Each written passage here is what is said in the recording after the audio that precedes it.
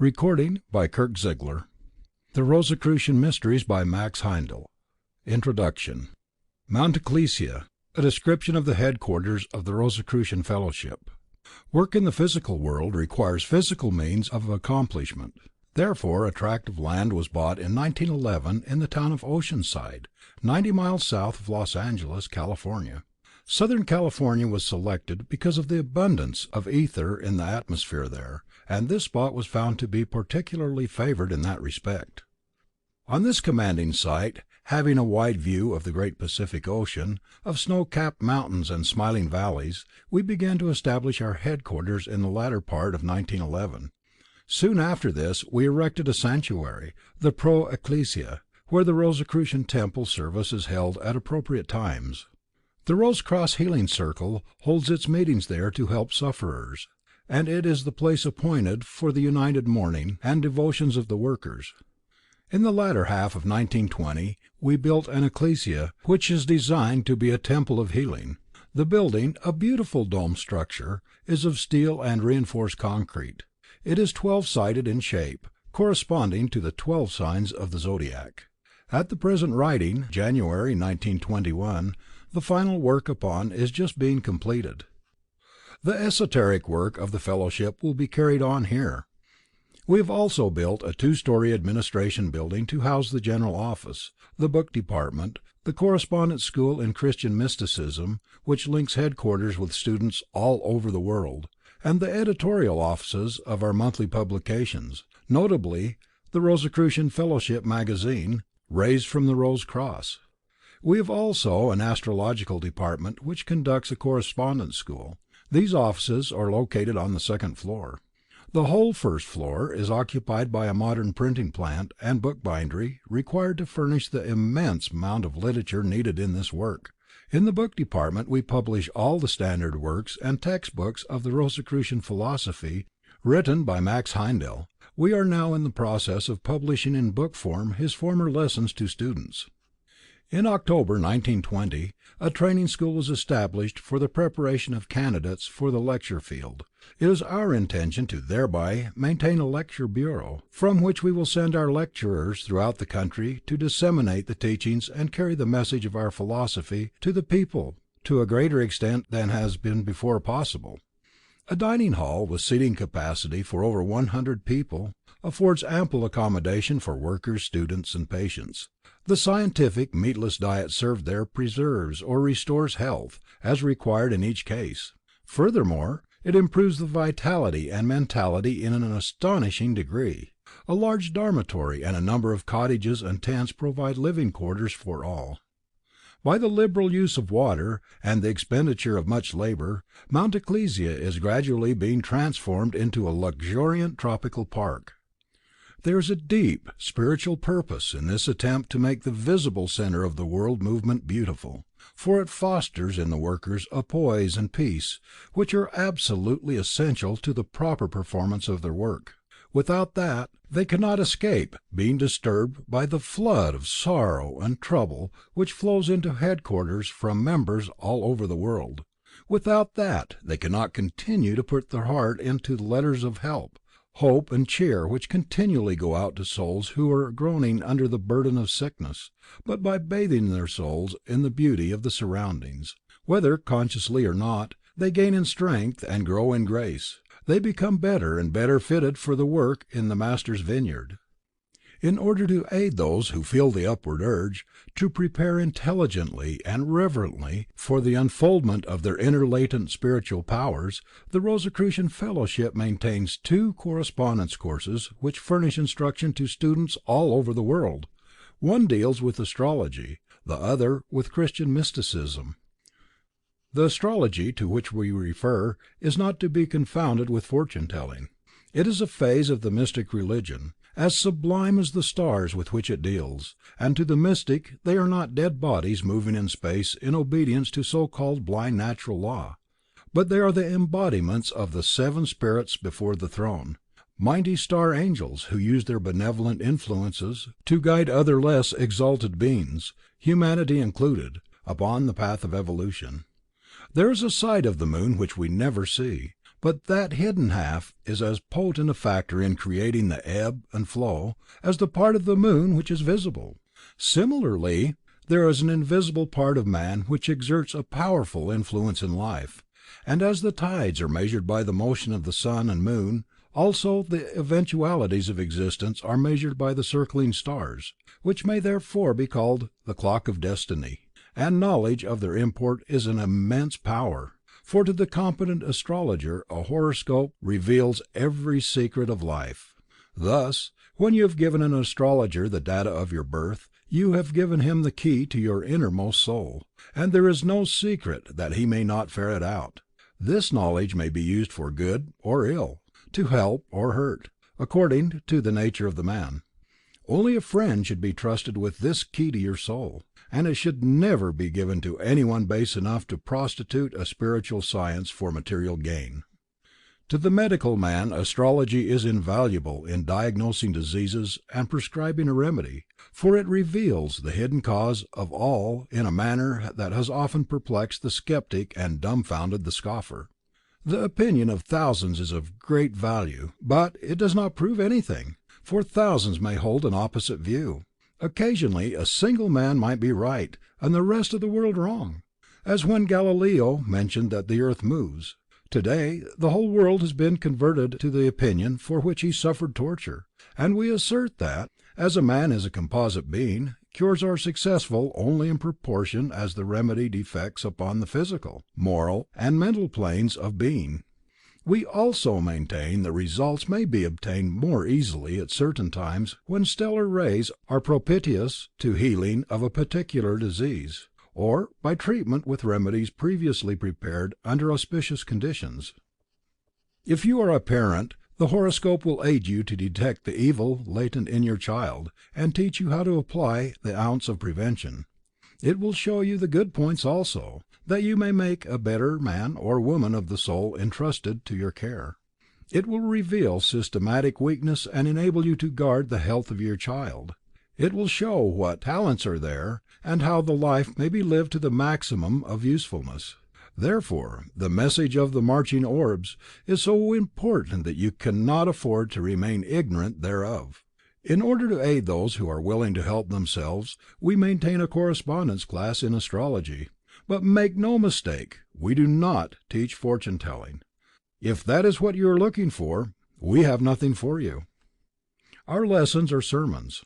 They embody the highest moral and spiritual principles, together with the loftiest systems of ethics, for astrology is, to us, a phase of religion. We never look at a horoscope without feeling that we are in a holy presence, face to face with an immortal soul, and our attitude is one of prayer for light to guide that soul aright. We do not cast horoscopes. Despite all we can say, many people write enclosing money for horoscopes, forcing us to spend valuable time writing letters of refusal, and giving us the trouble of returning their money. Please do not thus annoy us. It will avail you nothing. The course in Christian mysticism. Christ taught the multitude in parables, but explained the mysteries to his disciples. Paul gave milk to the babes, but meat to the strong. Max Heindel, the founder and leader of the Rosicrucian Fellowship, endeavored to follow in their steps, and give to interested and devoted students a deeper teaching than that promulgated in public. For that purpose, we conduct a correspondence course in Christian mysticism. The General Secretary may admit applicants to the preliminary course, but advancement in the deeper degrees depends upon merit, for it is those alone who have been tried and found true. How to apply for admission. Anyone who is not engaged in fortune telling or similar methods of commercializing spiritual knowledge will, upon request, receive an application blank from the General Secretary, Rosicrucian Fellowship. When this blank is returned properly filled, he may admit the applicant to instruction in either both correspondence courses. Cost of the course. There are no fixed fees. No esoteric instruction is ever put into the balance against coin. At the same time, it cannot be given free for nothing, for those who work to promulgate it must have necessities of life. Type, paper, machinery, and postage also cost money, and unless you pay your part, someone else must pay for you. There are a few who cannot contribute, and who need these teachings as much or more than those who may take comfort from the financial ease or influence. If they make their condition known, they will receive as much attention as the largest contributors, but others are expected to contribute for their own good as well as for the good of the work. Remember, a closed hand that does not give cannot receive. Chapter 1. The Order of the Rosicrucians and the Rosicrucian Fellowship. Our message and mission: a sane mind, a soft heart, a sound body. Before entering upon an explanation of the teaching of the Rosicrucians, it may be well to say a word about them and about the place they hold in the evolution of humanity. For reasons to be given later, these teachings advocate a dualistic view. They hold that a man is a spirit, enfolding all the powers of God as the seed enfolds the plant, and that these powers are being slowly unfolded by a series of existences in a gradually improving earthly body. Also, that his process of development has been performed under the guidance of exalted beings who are yet ordering our steps, though in a decreasing measure, as we gradually acquire intellect and will. These exalted beings, though unseen to the physical eye, are nevertheless potent factors in all affairs of life, and to give to the various groups of humanity lessons which will most efficiently promote the growth of their spiritual powers. In fact, the earth may be likened to a vast trading school in which there are pupils of varying age and ability, as we find it in one of our own schools. There are the savages living and worshipping under most primitive conditions, seeing in stick or stone a god. Then, as man progresses onwards and upwards in the scale of civilization, we find a higher and higher conception of deity, which has flowered here in our Western world in the beautiful Christian religion that now furnishes our spiritual inspiration and incentive to improve. These various religions have been given to each group of humanity by the exalted beings whom we know in the Christian religion as the recording angels, whose wonderful provision enables them to view the trend of even so unstable a quality as the human mind, and thus they are enabled to determine what steps are necessary to lead our unfoldment along the lines congruous to the highest universal good. When we study the history of the ancient nations, we shall find that about 600 years B.C. a great spiritual wave had its inception on the eastern shores of the Pacific Ocean, where the great Confucian religion accelerated the progress of the Chinese nation. Then also the religion of Buddha commenced to win its millions of adherents in India, and still further west we have the lofty philosophy of Pythagoras. Each system was suited to the needs of the particular people to whom it was sent. Then came the period of the skeptics in Greece, and later, traveling westward, the same spiritual wave is manifested as the Christian religion of the so-called Dark Ages, when the dogma of a dominant church compelled belief from the whole of Western Europe. It is a law in the universe that a wave of spiritual awakening is always followed by a period of doubting materialism. Each phase is necessary in order that the spirit may receive equal development of heart and intellect without being carried too far in either direction. The great beings aforementioned, who care for our progress, always take steps to safeguard humanity against that danger, and when they foresaw the wave of materialism which commenced in the 16th century with the birth of our modern science, they took steps to protect the West as they had formerly safeguarded the East against the skeptics who were held in check by the mystery schools. In the 13th century there appeared in Central Europe a great spiritual teacher whose symbolic name was Christian Rosenkreuz, or Christian Rose-Cross, who founded the mysterious order of the Rosy Cross, concerning which so many speculations have been made and so little has become known to the world at large, for it is the mystery school of the West, and is only open to those who have attained the stage of spiritual unfoldment necessary to be initiated in its secrets concerning the science of life and being. If we are so far developed that we are able to leave our dense physical body and take a soul flight into interplanetary space, we shall find that the ultimate physical atom, spherical in shape like our earth, it is a ball. When we take a number of balls of even size and group them around one, it will take just 12 balls to hide a 13th within. Thus the 12 visible and the 1 hidden are numbers revealing a cosmic relationship, and as all mystery orders are based upon cosmic lines, They are composed of 12 numbers gathered around a 13th, who is the invisible head. There are 7 colors in the spectrum: red, orange, yellow, green, blue, indigo, and violet. But between the violet and the red there are still 5 other colors which are invisible to the physical eye, but reveal themselves to the spiritual sight. In every mystery order there are also 7 brothers, who at times go out into the world and there perform whatever work may be necessary to advance the people among whom they serve, but 5 are never seen outside the temple. They work with and teach those alone who have passed through certain stages of spiritual unfoldment, and are able to visit the temple in their spiritual bodies, a feat taught in the first initiation, which usually takes place outside the temple, as it is not convenient for all to visit that palace physically. Let not the reader imagine that this initiation makes the pupil a Rosicrucian. It does not, any more than admission to a high school makes a boy a member of the faculty. Nor does he become a Rosicrucian even after having passed through all the 9 degrees of this or any other mystery school. The Rosicrucians are hierophants of the lesser mysteries, and beyond them there are still schools wherein greater mysteries are taught. Those who have advanced through the lesser mysteries have become pupils of the greater mysteries are called adepts. But even they have not reached the exalted standpoint of the 12 brothers of the Rosicrucian order, or the hierophants of any other lesser mystery school, any more than the freshman at college has attained the knowledge and position of a teacher in the high school from which he has just graduated. A later work will deal with initiation, but we may say here that the door of a genuine mystery school is not unlocked by a golden key, but is only opened as a reward for meritorious service to humanity, and any one who advertises himself as a Rosicrucian, or makes a charge for tuition, by either of those acts, shows himself to be a charlatan. The true pupil of any mystery school is far too modest to advertise the fact. He will scorn all titles or honors from men. He will have no regard for riches, save the riches of love given to him by those whom it becomes his privilege to help and teach. In the centuries that have gone by since the Rosicrucian order was first formed, they have worked quietly and secretly, aiming to mold the thought of Western Europe through the works of Paracelsus, Boehme, Bacon, Shakespeare, Flood, and others.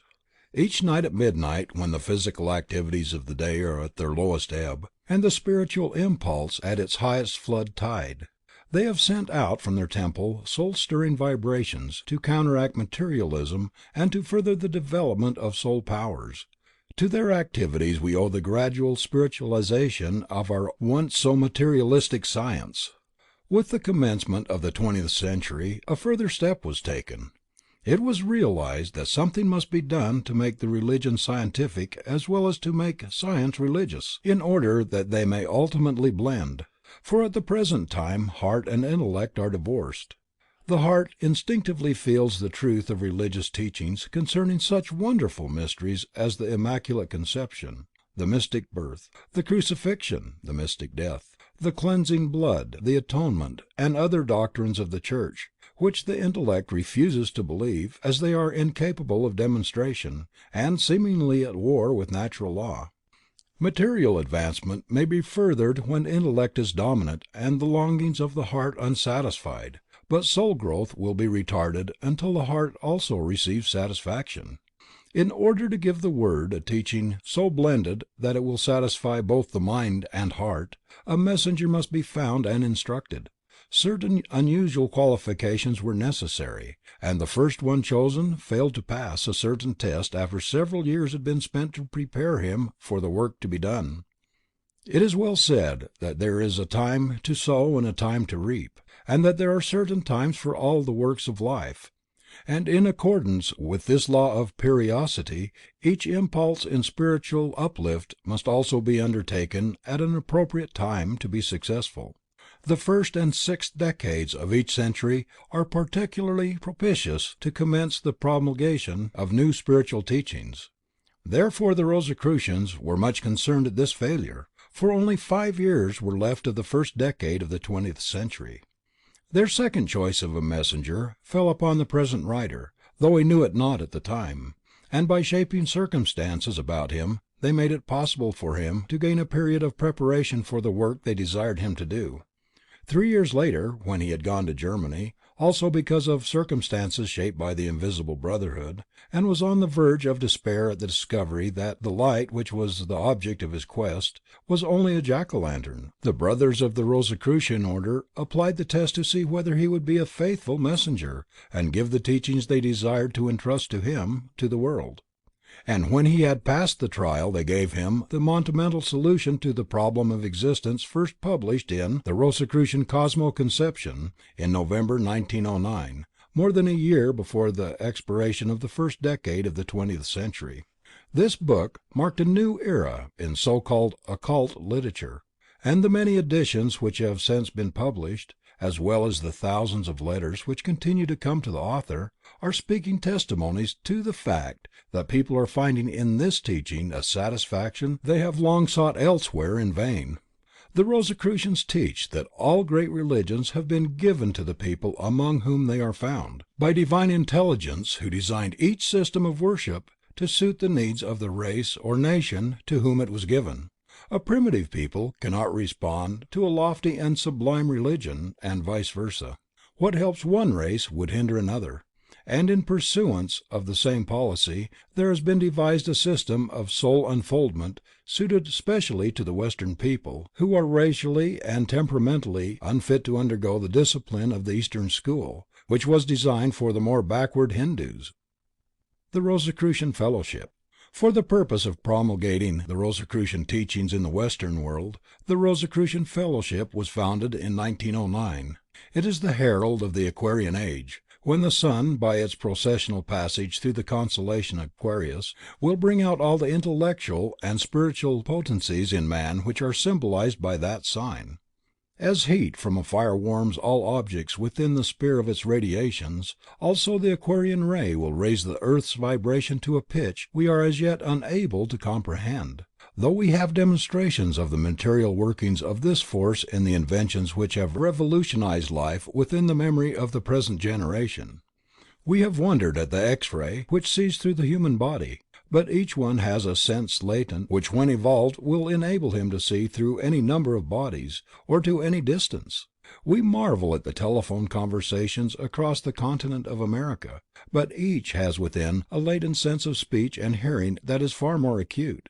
We are surprised at the exploits of ships under the sea and in the sky, but we are all capable of passage under water or through sky. Nay, more, we may pass unscathed through solid rock and raging fire, if we know how, and lightning itself is slow compared to the speed with which we may travel.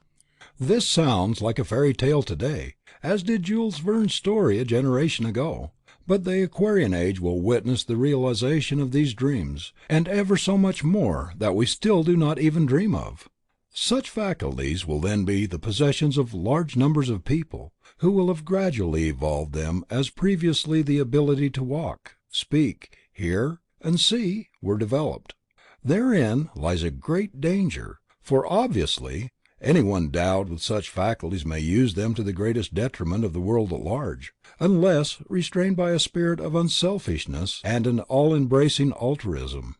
Therefore religion is needed today as never before, to foster love and fellowship among humanity, so that it may be prepared to use these great gifts in store for it wisely and well. This need of religion is specially felt in a certain class where the ether is more loosely knit to the physical atoms than in the majority, and on that account they are now beginning to sense the Aquarian vibrations. This class is again divided into two groups. In one, the intellect is dominant, and the people in that class therefore seek to grasp the spiritual mysteries out of curiosity from the viewpoint of cold reason. They pursue the path of knowledge for the sake of knowledge, considering that an end in itself. The idea that knowledge is of value only when put to practical constructive use does not seem to have presented itself to them. This class we may call occultists.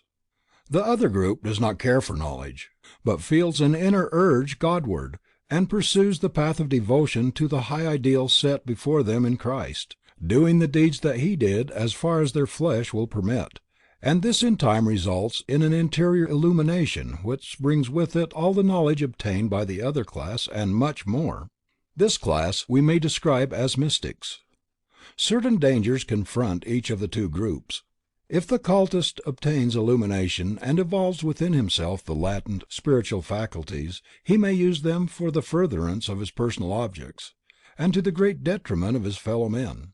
That is black magic, and the punishment which it automatically calls down upon the head of the perpetrator is so awful that it is best to draw the veil over it. The mystic may also err because of ignorance, and fall into the meshes of nature's law, but being actuated by love, his mistakes will never be very serious, and as he grows in grace, the soundless voice within his heart will speak more distinctly to teach him the way. The Rosicrucian Fellowship endeavors to prepare the world in general, and the sensitives of the two groups in particular, for the awakening of the latent powers in man, so that all may be guided safely through the danger zone and be as well fitted as possible to use these new faculties.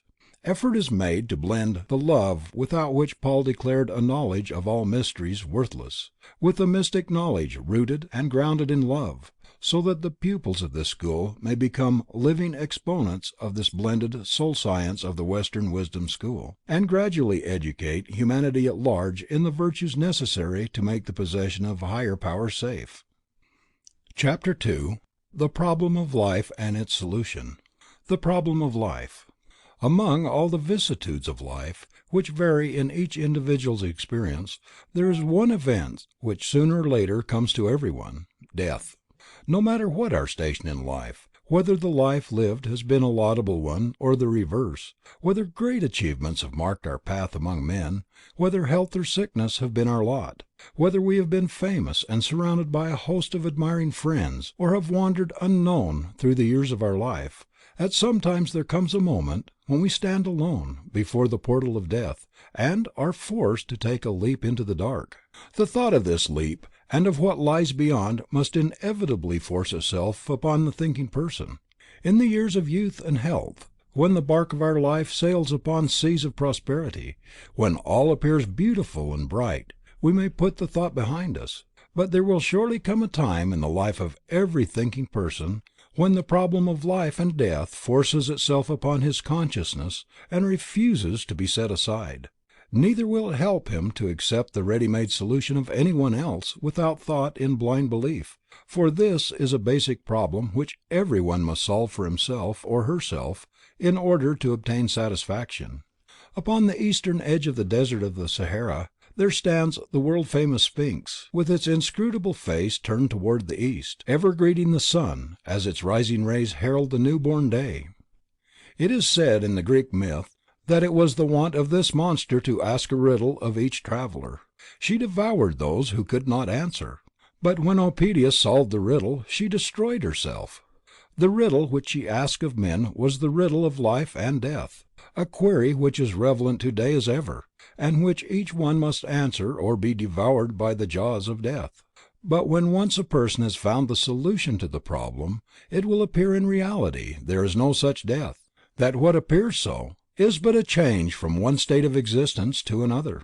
Thus, for the man who finds the true solution to the riddle of life, the Sphinx of death has ceased to exist, and he can lift his voice in the triumphant cry, "O death, where is thy sting? O grave, where is thy victory?" Various theories of life have been advocated to solve the problem of life. We may divide them into two classes, namely, the monistic theory, which holds that all the facts of life can be explained by reference to this visible world wherein we live, and the dualistic theory, which refers part of the phenomenon of life to another world which is now invisible to us. Raphael, in his famous painting, The School of Athens, has most aptly pictured to us the attitude of these two schools of thought. We see upon that marvelous painting a Greek court, such as those wherein philosophers were once wont to congregate. Upon the various steps which lead into the building a large number of men are engaged in deep conversation. But in the center, at the top of the steps, stand two figures, supposedly of Plato and Aristotle, one pointing upwards, the other towards the earth, each looking the other in the face, mutely, but with deeply concentrated will, each seeking to convince the other that his attitude is right, for each bears the conviction in his heart. One holds that he is of the earth earthy, that he has come from the dust, and that hereto he will return. The other firmly advocates the position that there is a higher something which has always existed and will continue, regardless of whether the body wherein it now dwells holds together or not. The question who is right is still an open one with the majority of mankind. Millions of tons of paper and printer's ink have been used in futile attempts to settle by argument, but it will always remain open to those who have not solved the riddle themselves, for it is a basic problem, a part of the life experience of every human being to settle that question, and therefore no one can give us the solution ready made for our acceptance. All that can be done by those who have already solved the problem is to show others the line along which they have found the solution, and thus direct the inquirer how he may arrive at a conclusion. It is the aim of this little book not to offer a solution to the problem of life to be taken blindly, on faith in the author's ability of investigation. The teachings herein set forth are those handed down by the great Western Mystery School of the Rosicrucian order, and are the result of the concurrent testimony of a long line of trained seers, given to the author and supplemented by his own independent investigation of the realms traversed by the spirit in its cyclic pattern from the invisible world to this plane of existence and back again. Nevertheless, the student is warned that the writer may have misunderstood some of the teachings, and that despite the greatest care he may have taken a wrong view of that which he believes to have seen in the invisible world where the possibilities of making a mistake are legion. Here in the world which we view about us the forms are stable and do not easily change, but in the world around us, which is perceptible only by the spiritual sight, we may say that there is in reality no form, but that all is life. At least the forms are so changeable that the metamorphosis recounted in fairy stories is discounted there to an amazing degree, and therefore we have the surprising revelations of mediums and other trained clairvoyants who, though they may be perfectly honest, are deceived by illusions of form which is effervescent, because they are incapable of viewing the life that is permanent basis of that form. We must learn to see in this world. A newborn babe has no conception of distance, and will reach for things far, far beyond its grasp, until it has learned to gauge its capacity. A blind man who acquires the faculty of life, or has it restored by an operation, will at first be inclined to close his eyes when moving from place to place, and declare that it is easier to walk by feeling than by sight.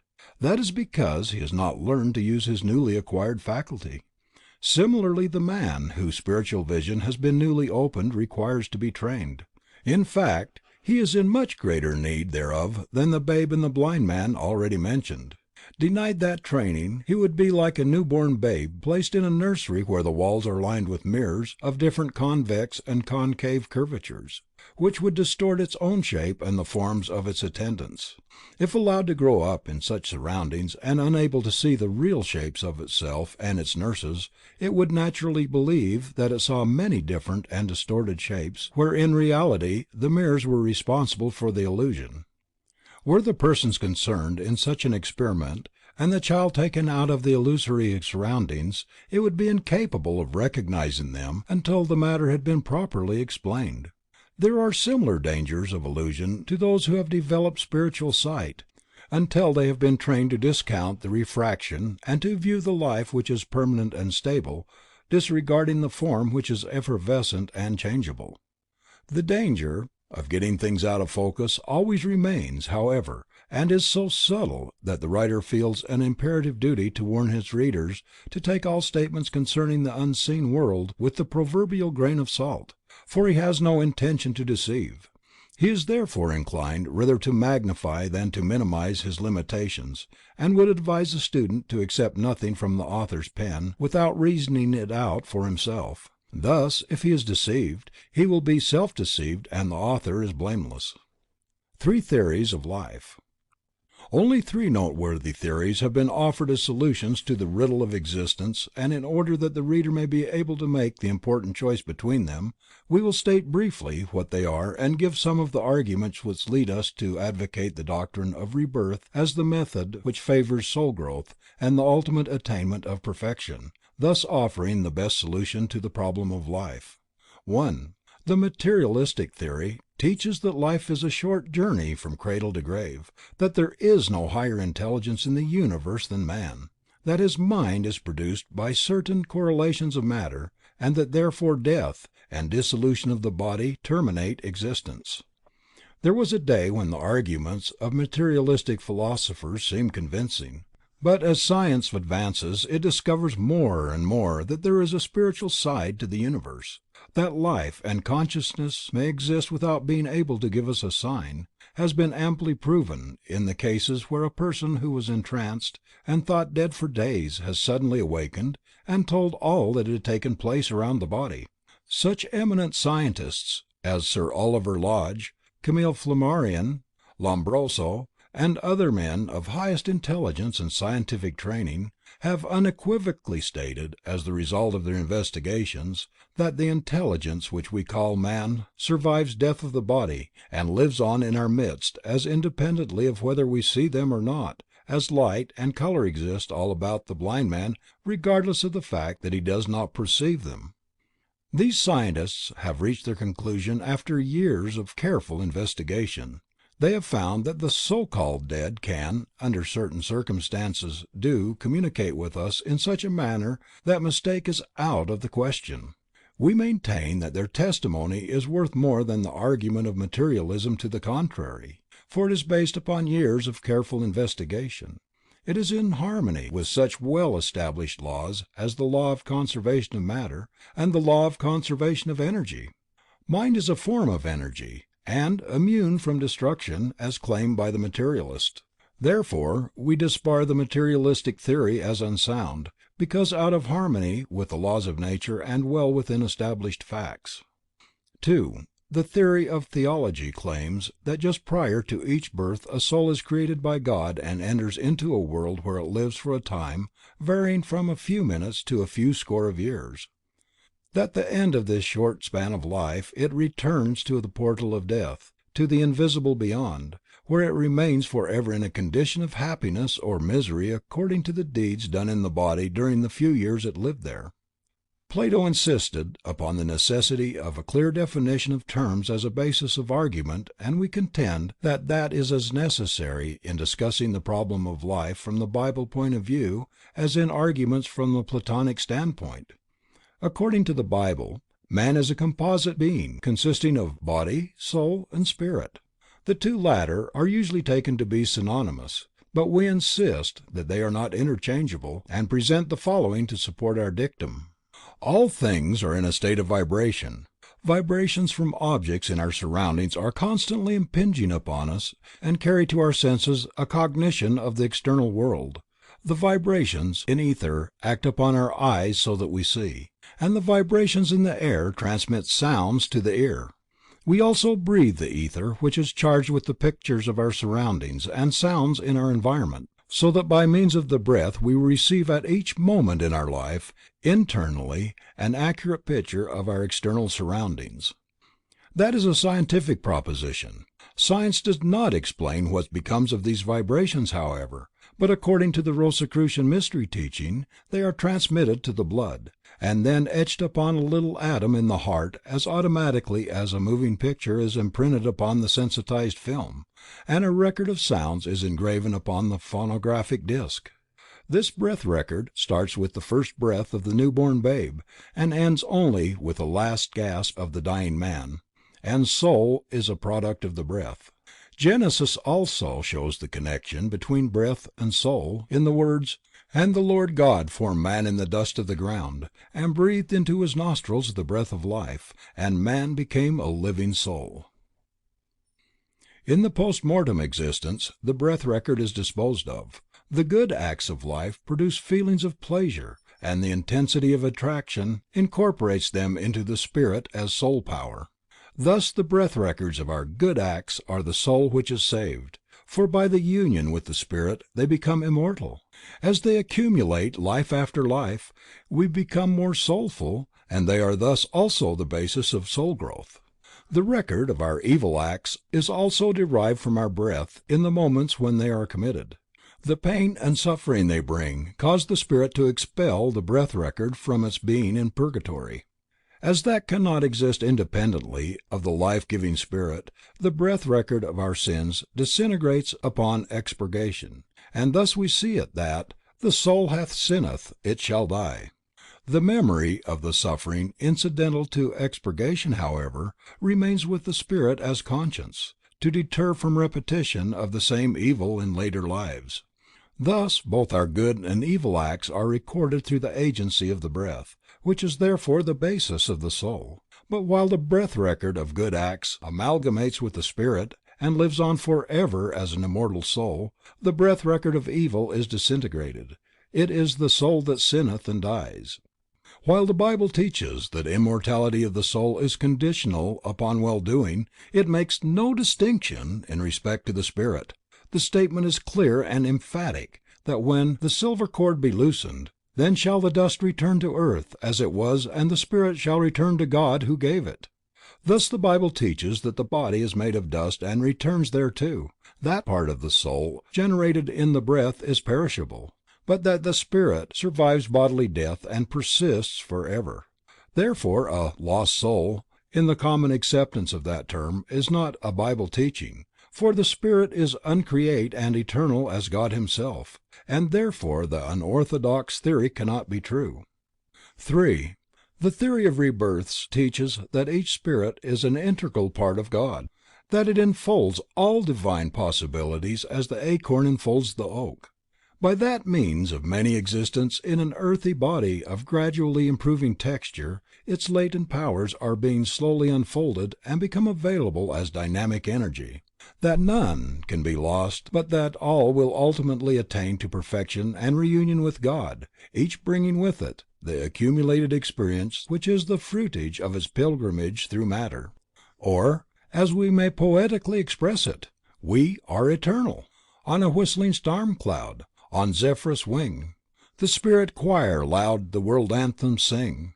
Hark! List to their voice. We have passed through death's door. There is no death. Rejoice! Life lives evermore. We are here, have always been, will ever be. We are a portion of eternity. Older than creation, a part of one great whole, is each individual, immortal soul. On time's whirring loom our garments we've wrought. Eternally we weave on network of thought. Our kin and our country, by mind brought to birth, were patterned in heaven, ere moulded on earth. We have shone in the jewel and danced on the wave. We have sparkled in fires defying the grave. Through shapes ever changing in size, kind and name, our individual essence is still the same. And when we have reached the highest of all, the gradations of growth our minds shall recall, so that link by link we may join them together, and trace step by step the way we reached thither. Thus in time we shall know, if only we do, what lifts, ennobles, is right and true, with kindness to all, with malice to none, that in and through us God's will may be done. We venture to make the assertion that there is but one sin, ignorance, and but one salvation, applied knowledge. Even the wisest among us know but little of what may be learned. However, and no one has attained to perfection, or can attain in one single short life, but we note that everywhere in nature slow persistent unfoldment makes for higher and higher development of everything we call this process evolution. One of the chief characteristics of evolution lies in the fact that it manifests in alternating periods of activity and rest. The busy summer, when all things upon the earth are exerting themselves to bring forth, is followed by the rest and inactivity of winter. The busy day alternates with the quiet of night. The ebb of the ocean is succeeded by the flood tide. Thus, as all other things move in cycles, the life that expresses itself here upon earth for a few years is not to be thought of as ended when death has been reached, but as surely as the sun rises in the morning after having set at night, will the life that was ended by the death of one body be taken up again in a new vehicle in a different environment. This earth may in fact be likened to a school to which we return to life after life to learn new lessons, as our children go to school day after day to increase their knowledge. The child sleeps through the night which intervenes between 2 days at school, and the spirit also has its rest from active life between death and a new birth. There are also different classes in this world school, which correspond to the various grades from kindergarten to college. In the lower classes we find spirits who have gone to the school of life but few times. They are savages now, but in time they will become wiser and better than we are, and we ourselves shall progress in future lives to spiritual heights of which we cannot even conceive at the present. If we apply ourselves to learn the lessons of life, we shall of course advance much faster in the school of life than if we dilly-dally and idle our time away. This, on the same principle which governs in one of our own institutions of learning. We are not here, then, by the caprice of God. He has not placed one in clover and another in desert, nor has He given one a healthy body so that he may live at ease from pain and sickness, while He placed another in poor circumstances with never a rest from pain. But what we are, on account of our own diligence or negligence, and what we shall be in the future depends upon what we will to be, and not upon divine caprice or upon inexorable fate.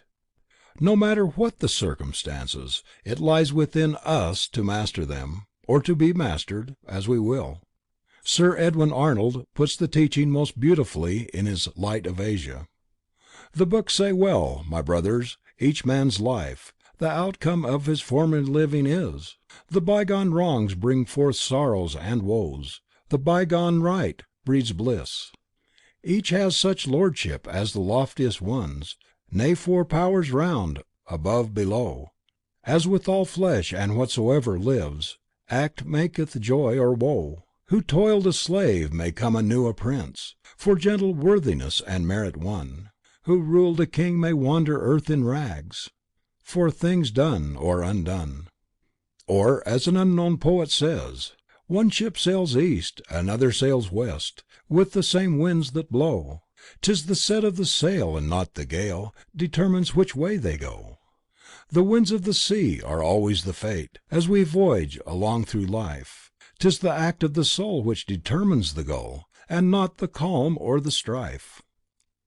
When we wish to encourage someone to undertake a certain mission, we choose someone whom we think particularly fitted to fulfill the requirements, and we must suppose that a divine being would use at least as much common sense, and not choose any one to go his errand who was not fitted therefor. So when we read in the Bible that Samson was foreordained to be the slayer of Philistines and that Jeremiah was predestined to be a prophet, it is but logical to suppose that they must have been particularly suited to each occupation. John the Baptist also was born to be a herald of the coming Savior, and to preach the kingdom of God, which is to take the place of the kingdom of men. Had these people had no previous training, how could they have developed such a fitness to fulfill their various missions? And if they had been fitted, how else could they have received their training, if not in earlier lives? The Jews believed in the doctrine of rebirth, or they would not have asked John the Baptist if he were Elijah, as recorded in the 1st chapter of John. The apostles of Christ also held the belief, as we may see from the incident recorded in the 16th century chapter of Matthew, where Christ asked them a question: "Whom do men say that I, the Son of Man, am?" The apostles replied, "Some say thou art John the Baptist, some Elias, and others Jeremias, or one of the prophets." Upon this occasion, the Christ tacitly assented to the teaching of rebirth, because he did not correct the disciples, as would have been his plain duty, in his capacity as teacher, when the pupils entertained a mistaken idea. But to Nicodemus he said unequivocally, "Except a man be born again, he cannot see the kingdom of God." And in the 11th chapter of Matthew, the 14th verse, he said, speaking of John the Baptist, "This is Elijah." In the 17th chapter of Matthew, the 12th verse, he said, "Elijah has come already, and they knew him not, but have done to him whatsoever they listed." Then the disciples understood that he spoke to them of John the Baptist. Thus we maintain that the doctrine of rebirth offers the only solution to the problem of life which is in harmony with the laws of nature. which answers the ethical requirements of the case and permits us to love God without blinding our reason to the inequalities of life and the varying circumstances which give to these few the ease and comfort, the health and wealth, which are denied to the many. The theory of heredity, advanced by the materialists, applies only to the form.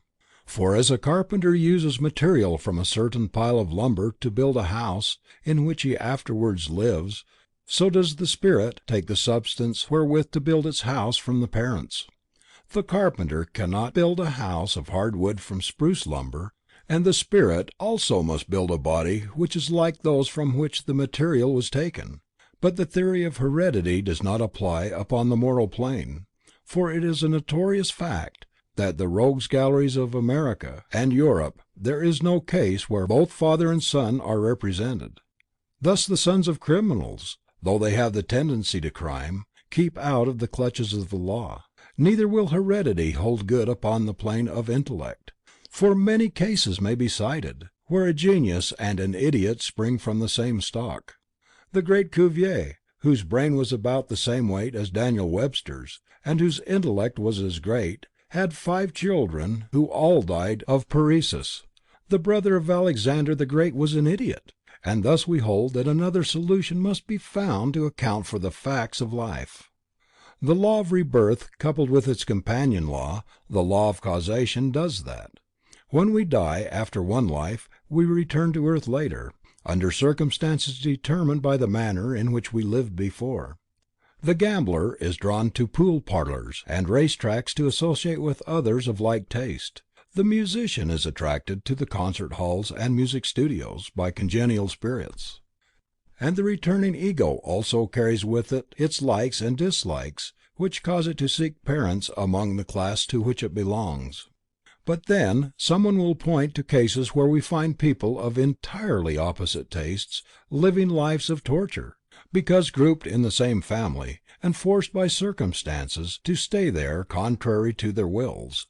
But that does not vitiate the law in the slightest. In each life we contract certain obligations which cannot then be fulfilled. Perhaps we have run away from a duty, such as the care of an invalid relative, and have met death without coming to a realization of our mistake. That relative, upon the other hand, may have suffered severely from our neglect, and have stored up a bitterness against us before death terminates the suffering. Death and the subsequent removal to another environment does not pay our debts in this life, any more than the removal from the city where we now live to another place will pay the debts we have contracted prior to our removal. It is therefore quite possible that the two who have injured each other as described may find themselves members of the same family. Then, whether they remember the past grudge or not, the old enmity will assert itself and cause them to hate anew, until the consequent discomfort forces them to tolerate each other, and perhaps later they may learn to love where they hated. The question also arises in the mind of the inquirers: if we have been here before, why do we not remember? And the answer is, that while most people are not aware of how their previous existences were spent, there are others who have a very distinct recollection of previous lives. A friend of the writer's, for instance, when living in France, one day started to read to her son about a certain city where they were going upon a bicycle tour. And the boy exclaimed, "You do not need to tell me about that, mother. I know that city. I lived there when I was killed." He then commenced to describe the city and also a certain bridge. Later he took his mother to that bridge and showed her the spot where he had met death centuries before. Another friend traveling in Ireland saw a scene which she recognized, and she also described to the party the scene around the bend of the road which she had never seen in this life. So it must have been a memory from a previous life. Numerous other instances could be given where such minor flashes of memory reveal to us glimpses from a past life. The verified case in which a little 3-year-old girl in Santa Barbara described her life and death has been given in the Rosicrucian Cosmo-conception. It is perhaps the most conclusive evidence, as it hinges on the veracity of a child too young to have learned deception. This theory of life does not rest upon speculation, however. It is one of the first acts of life, demonstrated to the pupil of a mystery school. He is taught to watch a child in the act of dying, also to watch it in the invisible world from day to day, until it comes to a new birth a year or two later. Then he knows with absolute certainty that we return to earth to reap in a future life that we now sow. The reason for taking a child to watch in preference to an adult is, that the child is reborn very quickly, for its short life on earth has borne but few fruits and these are soon assimilated, while the adult who has lived a long life, has had much experience, remains in the invisible worlds for centuries, so that the pupil could not watch him from death to rebirth. The cause of infant mortality will be explained later. Here we merely desire to emphasize the fact that it is within the range of possibilities of everyone without exception to become able to know first hand that which here is taught. The average interval between two earth lives is about 1,000 years. It is determined by the movement of the sun, known to astronomers as precession of the equinox, by which the sun moves through one of the signs of the zodiac in about 2,100 years. During that time the conditions upon earth have changed so much that the spirit will find entirely new experiences here, and therefore it returns. The great leaders of evolution always obtain the maximum benefit for each condition designed by them, and as the experience in the same social conditions are very different in every case of a man from what they are for a woman, the human spirit takes birth twice before the 2,100 years measured by the precession of the equinox, as already explained. It is born once as a man, another time as a woman. Such is the rule, but it is subject to whatever modifications may be necessary to facilitate reaping what the spirit has sown, as required under the law of causation, which works hand in hand with the law of rebirth. Thus at times a spirit may be brought to birth long ere the 1,000 years have expired, in order to fulfill a certain mission, or it may be detained in the invisible worlds after the time when it should have come to birth according to the strict requirements of a blind law. The laws of nature are not that, however. They are great intelligences, who always subordinate their minor considerations to higher ends, and under their beneficent guidance we are constantly progressing from life to life under conditions exactly suited to each individual, until in time we shall attain to a higher evolution and become supermen. Oliver Wendell Holmes has so beautifully voiced that aspiration and its consummation in the lines: "Build thee more stately mansions, O my soul, as the swift seasons roll. Leave thy low vaulted past, each new temple nobler than the last. Shut thee from heaven with a dome more vast, till thou at length art free, leaving thy outgrown shell by life's unresting sea." Chapter 3, Part 1. The Chemical Region. If one who is capable of consciously using his spiritual body with the same facility that we now use our physical vehicles, should glide away from the earth into interplanetary space, the earth and the various other planets of our solar system would appear to him to be composed of three kinds of matter, roughly speaking. The densest matter, which is our visible earth, would appear to him as being the center of the ball, as the yolk is in the center of an egg. Around that nucleus he would observe a finer grade of matter similarly disposed in relation to the central mass, as the white of the egg is disposed outside the yolk. Upon a little closer investigation he would also discover that this second kind of substance permeates the solid earth to the very center, even as the blood percolates through the more solid parts of our flesh. Outside both of these mingling layers of matter he would observe a still finer third layer corresponding to the shell of the egg, except that this third layer is the finest, most subtle of the three grades of matter, and that it interpenetrates both of the two inner layers. As already said, the central mass, spiritually seen, is our visible world, composed of solids, liquids and gases. They constitute the earth, its atmosphere, and also the ether, of which physical science speaks hypothetically as permeating the atomic substance of all chemical elements. The second layer of matter is called the desire world, and the outermost layer is called the world of thought. A little reflection upon the subject will make it clear that just such a constitution is necessary to account for the facts of life as we see them. All forms in the world about us are built from chemical substances, solids, liquids and gases, but in so far that they do move, these forms obey a separate and distinct impulse, and when this impelling energy leaves, the form becomes inert. The steam engine rotates under the impetus of an invisible gas called steam. Before steam filled its cylinder, the engine stood still, and when the impelling force is shut off its motion again ceases. The dynamo rotates under the still more subtle influence of an electric current, which may also cause the click of a telegraph instrument or the ring of an electric bell, but the dynamo ceases its swift whirl, and the persistent ring of the electric bell becomes mute when the invisible electricity is switched off.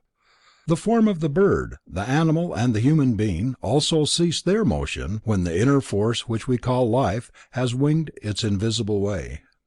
All forms are impelled into motion by desire. The bird and the animal roam land and air in their desire to secure food and shelter, or for the purpose of breeding. Man is also moved by these desires, but has in addition other and higher incentives to spur him into effort. Among them is the desire for rapidity of motion, which led him to construct the steam engine and other devices that move in obedience to his desire. If there were no iron in the mountains, man could not build machines. If there were no clay in the soil, the bony structure of the skeleton would be an impossibility, and if there were no physical world at all, with all its solids, liquids and gases, this dense body of ours could never have come into existence. Reasoning along similar lines, it must be at once apparent that if there were no desire world, composed of the desire stuff, we should have no way of forming feelings, emotions and desires. A planet composed of the materials we perceive with our physical eyes, and of no other substances, might be the home of plants which grow unconsciously, but have no desires to cause them to move. The animal kingdoms, however, would be impossibilities. Furthermore, there is in the world a vast number of things, from the simplest and most crude instruments to the most intricate and cunning devices, which have been constructed by the hand of man. These reveal the fact of man's thought and ingenuity. Thought must have a source as well as form and feeling. We saw that it was necessary to have the requisite material in order to build a steam engine, or a body, and we reasoned that from the fact that in order to obtain material to express desire, there must also be a world composed of desire stuff. Carrying our argument to its logical conclusion, we also hold that unless a world of thought provides a reservoir of mind stuff upon which we may draw, it would be impossible for us to think and invent things which we see even in the lowest civilization. Thus it will be clear that the division of a planet into worlds is not based on fanciful metaphysical speculation, but is logically necessary in the economy of nature. Therefore it must be taken into consideration by anyone who would study and aim to understand the inner nature of things. When we see street cars moving along our streets, it does not explain to say that the motor is driven by electricity of so many amperes at so many volts. These names only add to our confusion until we have thoroughly studied the science of electricity, and then we shall find the mystery deepens, for while the streetcar belongs to the world of inert form perceptible to our vision, the electric current which moves it is indigenous to the realm of force, the invisible desire world.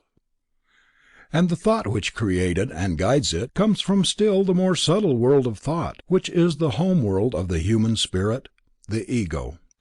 It may be objected that this line of argument makes a simple matter exceedingly intricate. But a little reflection will soon show the fallacy of such a contention. Viewed superficially, any of the sciences seem extremely simple. Anatomically, we may divide the body into flesh and bone. Chemically, we may make the simple divisions between solid, liquid and gas. But to thoroughly master the science of anatomy, it is necessary to spend years in close application, and to learn how all the little nerves, the ligaments which bind the articulations between various parts of the bony structure, to study several kinds of tissue and their disposition in our system where they form the bones, muscles, glands, etc., which in the aggregate we know as the human body. To properly understand the science of chemistry, we must study the valence of the atom, which determines the power of combination of the various elements, together with niceties, such as atomic weight, density, etc. New wonders are constantly opening up to the most experienced chemist, who understands best the immensity of his chosen science. The youngest lawyer, fresh from law school, knows more about the most intricate cases, in his own estimation, than the judges upon the Supreme Court bench who spend long hours, weeks and months, seriously deliberating over their decisions. But those who, without having studied, think they understand and are fitted to discourse upon the greatest of all sciences, the science of life and being, make a greater mistake. After years of patient study, of holy life spent in close application, a man is ofttimes perplexed at the immensity of the subject he studies. He finds it to be so vast in both the direction and of the great and small that it baffles description, that language fails, and that the tongue must remain mute.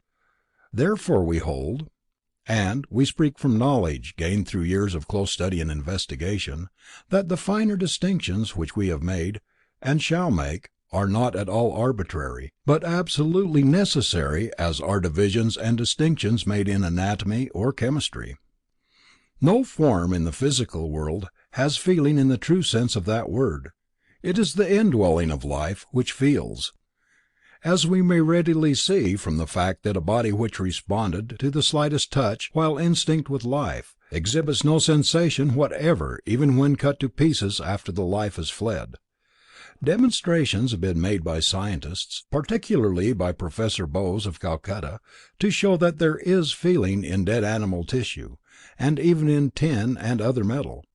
But we maintain that the diagrams which seem to support his contentions in reality demonstrate only a response to impacts similar to the rebound of a rubber ball, and that it must not be confused with such feelings as love, hate, sympathy, and aversion.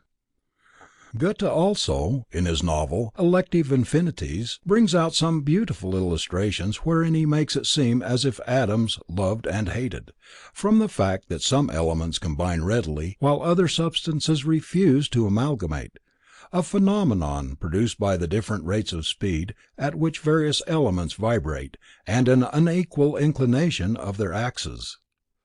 Only where there is sentient life can there be feelings of pleasure and pain, sorrow or joy. The etheric region. In addition to the solids, liquids and gases which compose the chemical region of the physical world, there is also a finer grade of matter called ether, which permeates the atomic structure of the earth and its atmosphere substantially as science teaches. Scientists have never seen, nor have they weighed, measured or analyzed this substance, but they infer that it must exist in order to account for transmission of light and various other phenomena. If it were possible for us to live in a room from which the air had been exhausted, we might speak at the top of our voices, we might ring the largest bell, or we might even discharge a cannon close to our ear, and we should hear no sound. For the air is the medium which transmits sound vibrations to the tympanum of our ear, and that would be lacking. But if an electric light were lighted, we should at once perceive its rays. It would illumine the room despite the lack of air. Hence, there must be a substance capable of being set into vibration, between the electric light and our eyes. That medium scientists call ether. But it is so subtle that no instrument has been devised whereby it may be measured or analyzed, and therefore scientists are without much information concerning it, though forced to postulate its existence.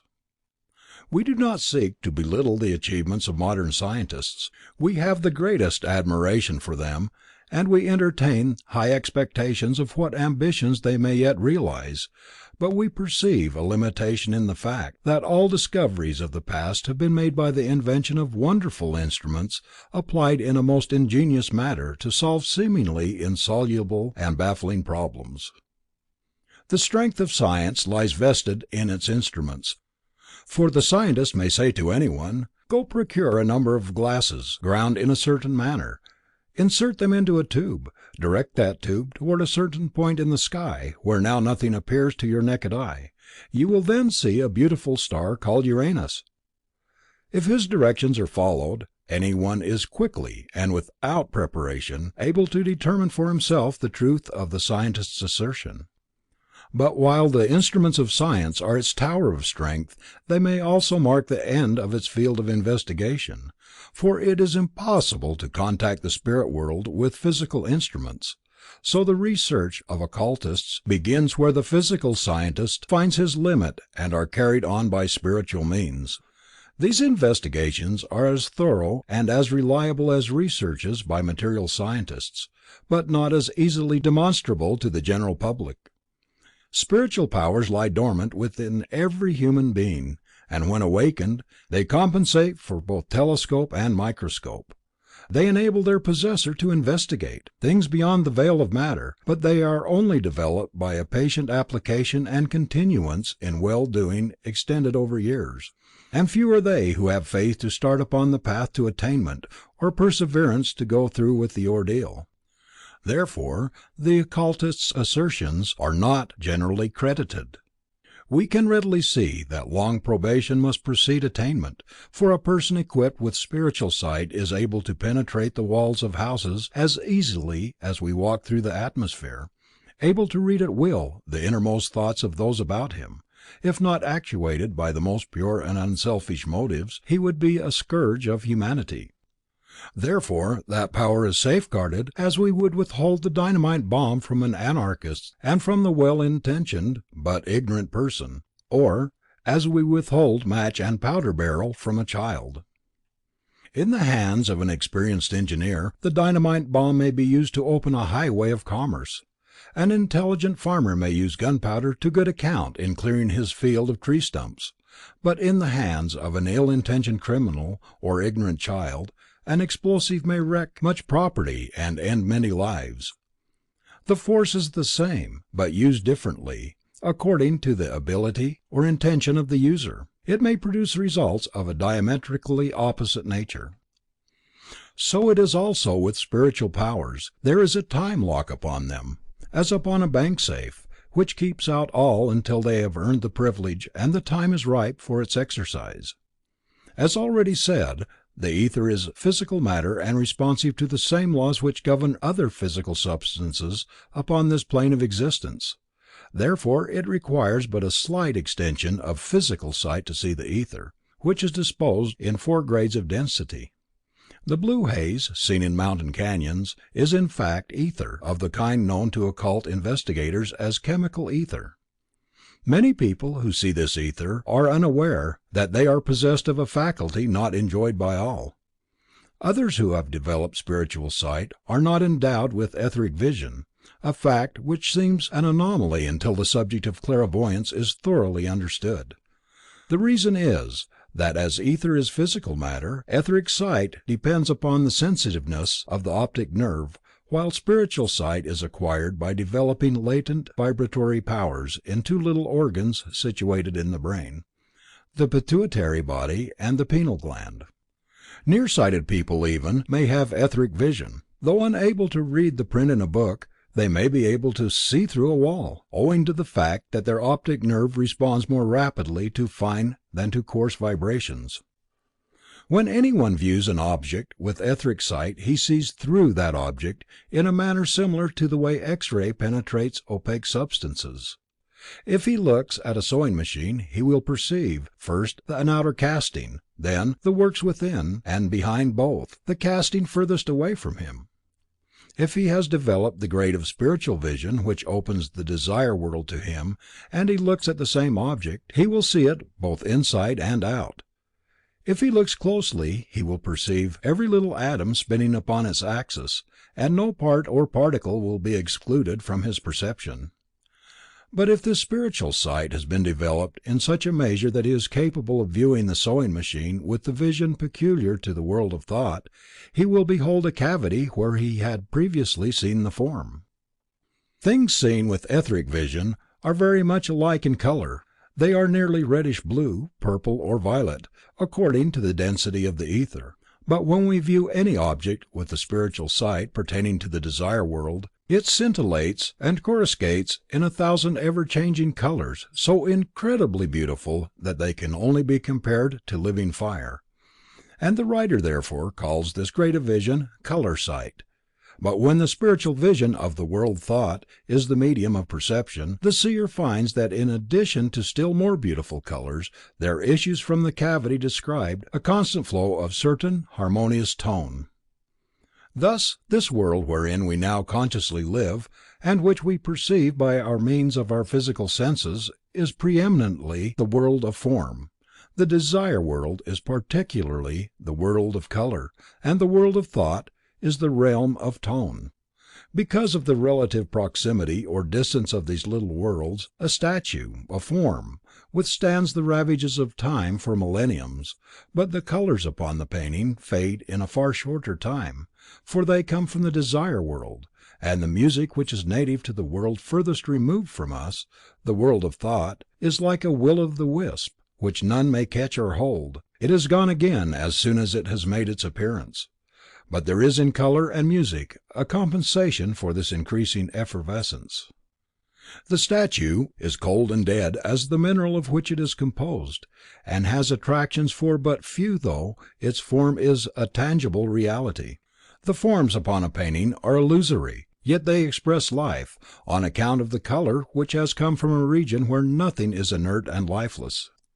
Therefore the painting is enjoyed by many. Music is intangible and ephemeral, but it comes from the home world of the spirit, and through so fleeting it is recognized by the spirit as a soul speech, fresh from the celestial realms, an echo from the home whence we are now exiled, and therefore it touches a chord in our being, regardless of whether we realize the true cause or not.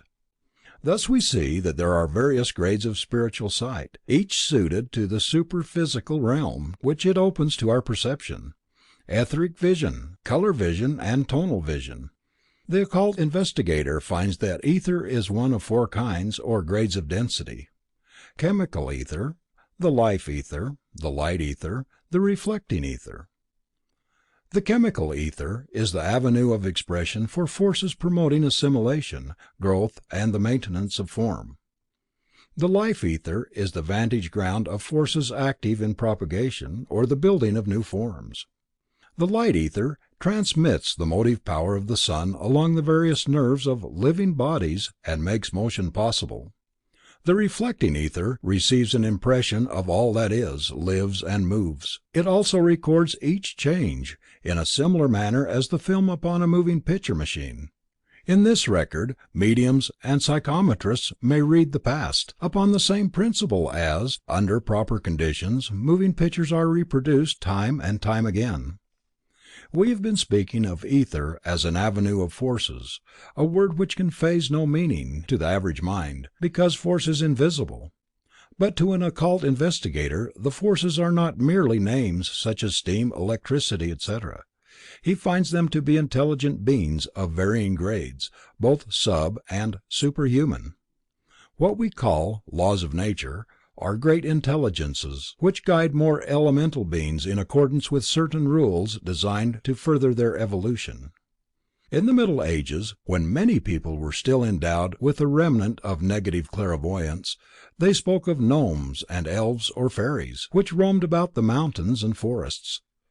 These were the earth spirits. They also told of the Undine or water sprite, which inhabited rivers and streams, or of sylphs, which were said to dwell in the mists above moat and moor, as air spirits, but not much was said of the salamanders, as they are fire spirits, and therefore not so easily detected, or so readily accessible to the majority of people.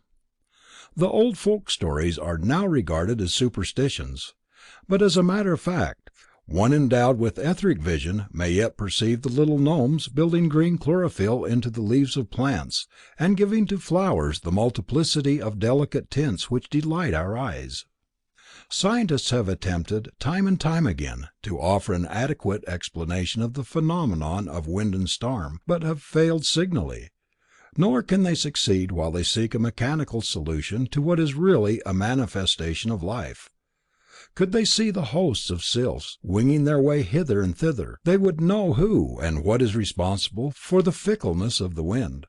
Could they watch a storm at sea, from the etheric viewpoint, they would perceive the saying, "The war of the elements," is not an empty phrase, for the heaving sea is truly a battlefield of sylphs and undines, and the howling tempest is the war cry of spirits in the air. Also the salamanders are found everywhere, and no fire is lighted without their help. But they are mostly active underground. They are responsible for explosions and volcanic eruptions. The class of beings which we have mentioned are still subhuman, but will all at some time reach a stage in evolution corresponding to the human, though under different circumstances from those under which we evolve. But at present the wonderful intelligence we speak of as the laws of nature marshal the armies of less evolved entities mentioned. To arrive at a better understanding of what these various beings are, and their relation to us, we must take an illustration. Let us suppose that a mechanic is making an engine, and meanwhile a dog is watching him. It sees the man at his labor, and how he uses various tools to shape his materials, also how, from the crude iron, steel, brass, and other metals, the engine slowly takes shape. The dog is a being from a lower evolution, and does not comprehend the purpose of the mechanic, but it sees both the workman, his labor, and the result thereof, which manifests as an engine. Let us now suppose that the dog were able to see the materials which slowly change their shape, assemble and become an engine, but that is unable to perceive the workman and to see the work he does. The dog would then be in the same relation to the mechanic as we are to the great intelligences we call laws of nature, and their assistants, the nature spirits, for we behold the manifestations of their work as force moving matter, in various ways, but always under the immutable conditions. In the ether we may also observe the angels, whose densest body is made out of that material, as our dense body is formed of gases, liquids and solids. These beings are one step beyond human stage, as we are a degree in advance of the animal evolution. We have never been animals like our present fauna, however, but at a previous stage in the development of our planet we had an animal-like constitution. Then the angels were human, though they never possessed a dense body such as ours, nor ever functioned in any material denser than ether. At some time, in a future condition, the earth will again become ethereal, and then man will be like angels. Therefore the Bible tells us that man was made a little while lower than the angels. Paul's letter to the Hebrews, 2nd chapter, 7th verse. See marginal reading. As ether is the avenue of vital, creative forces, and as angels are such expert builders of ether, we may readily understand that they are eminently fitted to be warders of the prerogative forces in plant, animal, and man. All through the Bible we find them thus engaged. 2 angels came to Abraham and announced the birth of Isaac. They promised a child to the man who had obeyed God. Later, these same angels destroyed Sodom for the abuse of the creative force. Angels foretold to the parents of Samuel and Samson the birth of these great giants of brain and brawn. To Elizabeth came the angel, not archangel, Gabriel, and announced the birth of John. Later he also appeared to Mary with the message that she was chosen to bear Jesus. The desire world. When spiritual sight is developed so that it becomes possible to behold the desire world, many wonders confront the newcomer, for conditions are so widely different from what they are here, that a description must be quite as incredible as a fairy tale to anyone who has not himself seen them. Many cannot even believe that such a world exists, and that other people can see that which is invisible to them, yet some people are blind to the beauties of the world which we see. A man who was born blind may say to us, I know that this world exists. I can hear, I can smell, I can taste, and above all I can feel, but when you speak of light and color, they are non-existent to me. You say that you see things. I cannot believe it, for I cannot see myself. You say that light and color are all about me, but none of the senses at my command reveal them to me, and I do not believe that the sense you call sight exists. I think you suffer from hallucinations. We might sympathize very sincerely with the poor man who is thus afflicted, but his skepticism, reasonings and objections, and sneers notwithstanding, we would be obliged to maintain that we perceive light and color. The man whose spiritual sight has been awakened is in a similar position with respect to those who do not perceive the desire world of which he speaks. If the blind man acquires the faculty of sight by an operation, his eyes are opened and he will become compelled to assert the existence of light and color which he formerly denied. And when spiritual sight is acquired by anyone, he also perceives for himself the facts related by others. Neither is it an argument against the existence of spiritual realms that seers are at variance in their descriptions of conditions in the invisible world. We need but to look into books on travel, and compare stories brought home by explorers of China, India, or Africa, and we shall find them differing widely, and often contradictory, because each traveler saw things from his own standpoint, and under other conditions than those met by his brother authors. And we maintain that the man who has read most widely these varying tales concerning a certain country, and wrestled with the contradictions of narrators, will have a more comprehensive idea of the country or people of whom he has read, than the man who has only read one story assented to by all the authors. Similarly, the varying stories of visitors to the desire world are of value, because giving a fuller view and more rounded than if all had seen things from the same angle. In this world, matter and force are widely different. The chief characteristic of matter here is inertia, the tendency to remain at rest, until acted upon by a force which sets it in motion. In the desire world, on the contrary, force and matter are almost indistinguishable from one another. We might also describe desire stuff as force matter, for it is in incessant motion, responsive to the slightest feeling of a vast multitude of beings which populate this wonderful world in nature. We often speak of the teeming millions of China and India, even of our vast cities, London, New York, Paris or Chicago. We consider them overcrowded in the extreme, yet even the densest population of any spot on earth is sparsely inhabited compared with the crowded conditions of the desire world. No inconvenience is felt by any of the denizens of that realm, however, for, while in this world two things cannot occupy the same space at the same time, it is different there. A number of people and many things may exist in the same place at the same time and be engaged in a most diverse activities, regardless of what others are doing. Such is the wonderful elasticity of desire stuff. As an illustration, we may mention a case where the writer, while attending a religious service, plainly perceived at the altar certain beings interested in furthering that service, and working to achieve that end. At the same time there drifted through the room and the altar, at a table at which 4 persons were engaged in playing cards. They were as oblivious to the existence of the beings engaged in furthering our religious service, as though these did not exist. The desire world is the abode of those who have died. For some time subsequent to that event, and we may mention in the above connection that the so-called dead very often stay for a long while among their still living friends. Unseen by the relatives, they go about the familiar rooms. At first they are often unaware of the condition mentioned, that 2 persons may be in the same place at the same time. And when they seat themselves in a chair or at a table, a living relative may take the supposedly vacant seat. The man we mistakenly call dead will at first hurry out of his seat to escape being sat upon. But he soon learns that being sat upon does not hurt him in his altered condition, and that he may remain in his chair regardless of the fact that his living relative is also sitting there. In the lower regions of the desire world, the whole body of each being may be seen, but the highest regions only the head seems to remain.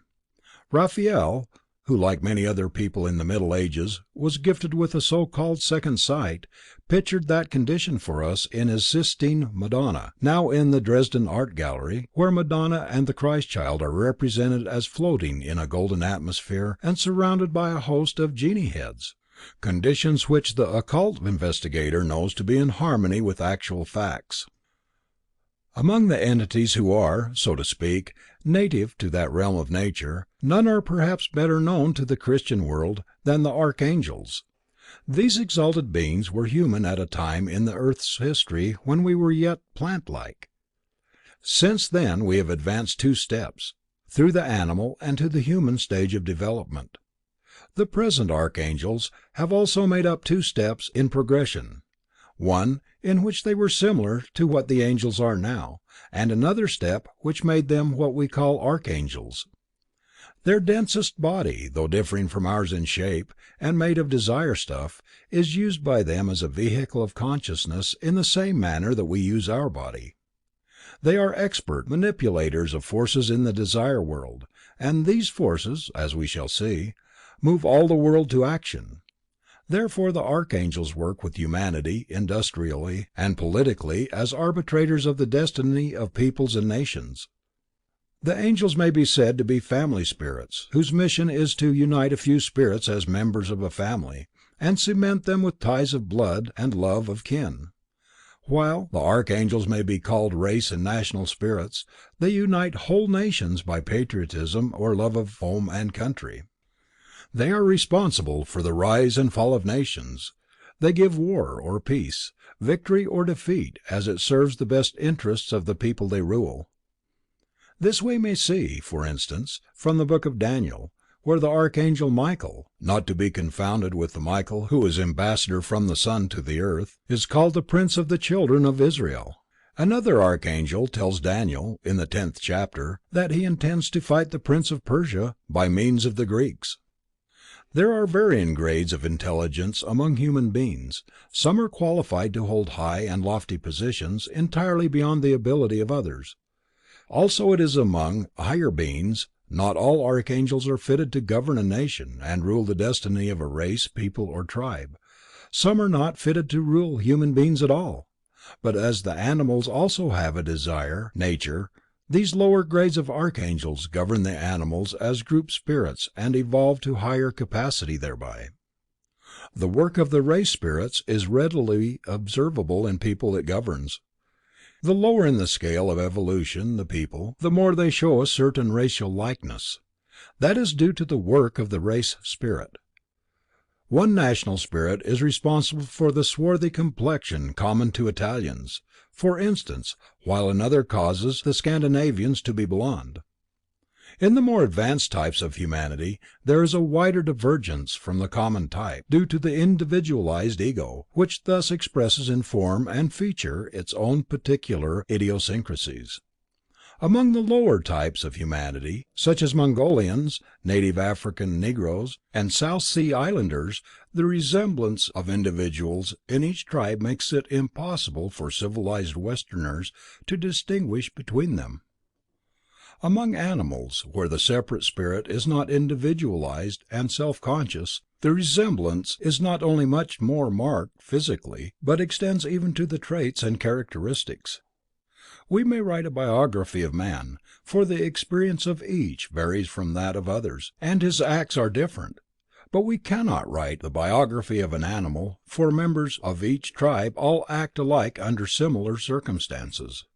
If we desire to know the facts about Edward VII, it would profit us nothing to study the life of Prince Consort, his father, of George V, his son, as both would be entirely different from Edward. In order to find out what manner of man he was, we must study his own individual life. If, on the other hand, we wish to know the characteristics of beavers, we may observe an individual of the tribe, and when we have studied its idiosyncrasies, we shall know the traits of the whole tribe of beavers. What we call instinct is in reality the dictates of group spirits which govern separate individuals of its tribe telepathically, as it were. The ancient Egyptians knew of these animal group spirits and sketched many of them, in a crude way, upon their temples and tombs. Such figures with a human body and an animal head actually live in the Desire World. They may be spoken to, and will be found much more intelligent than the average human being. That statement brings up another peculiarity of conditions of the Desire World in respect of language.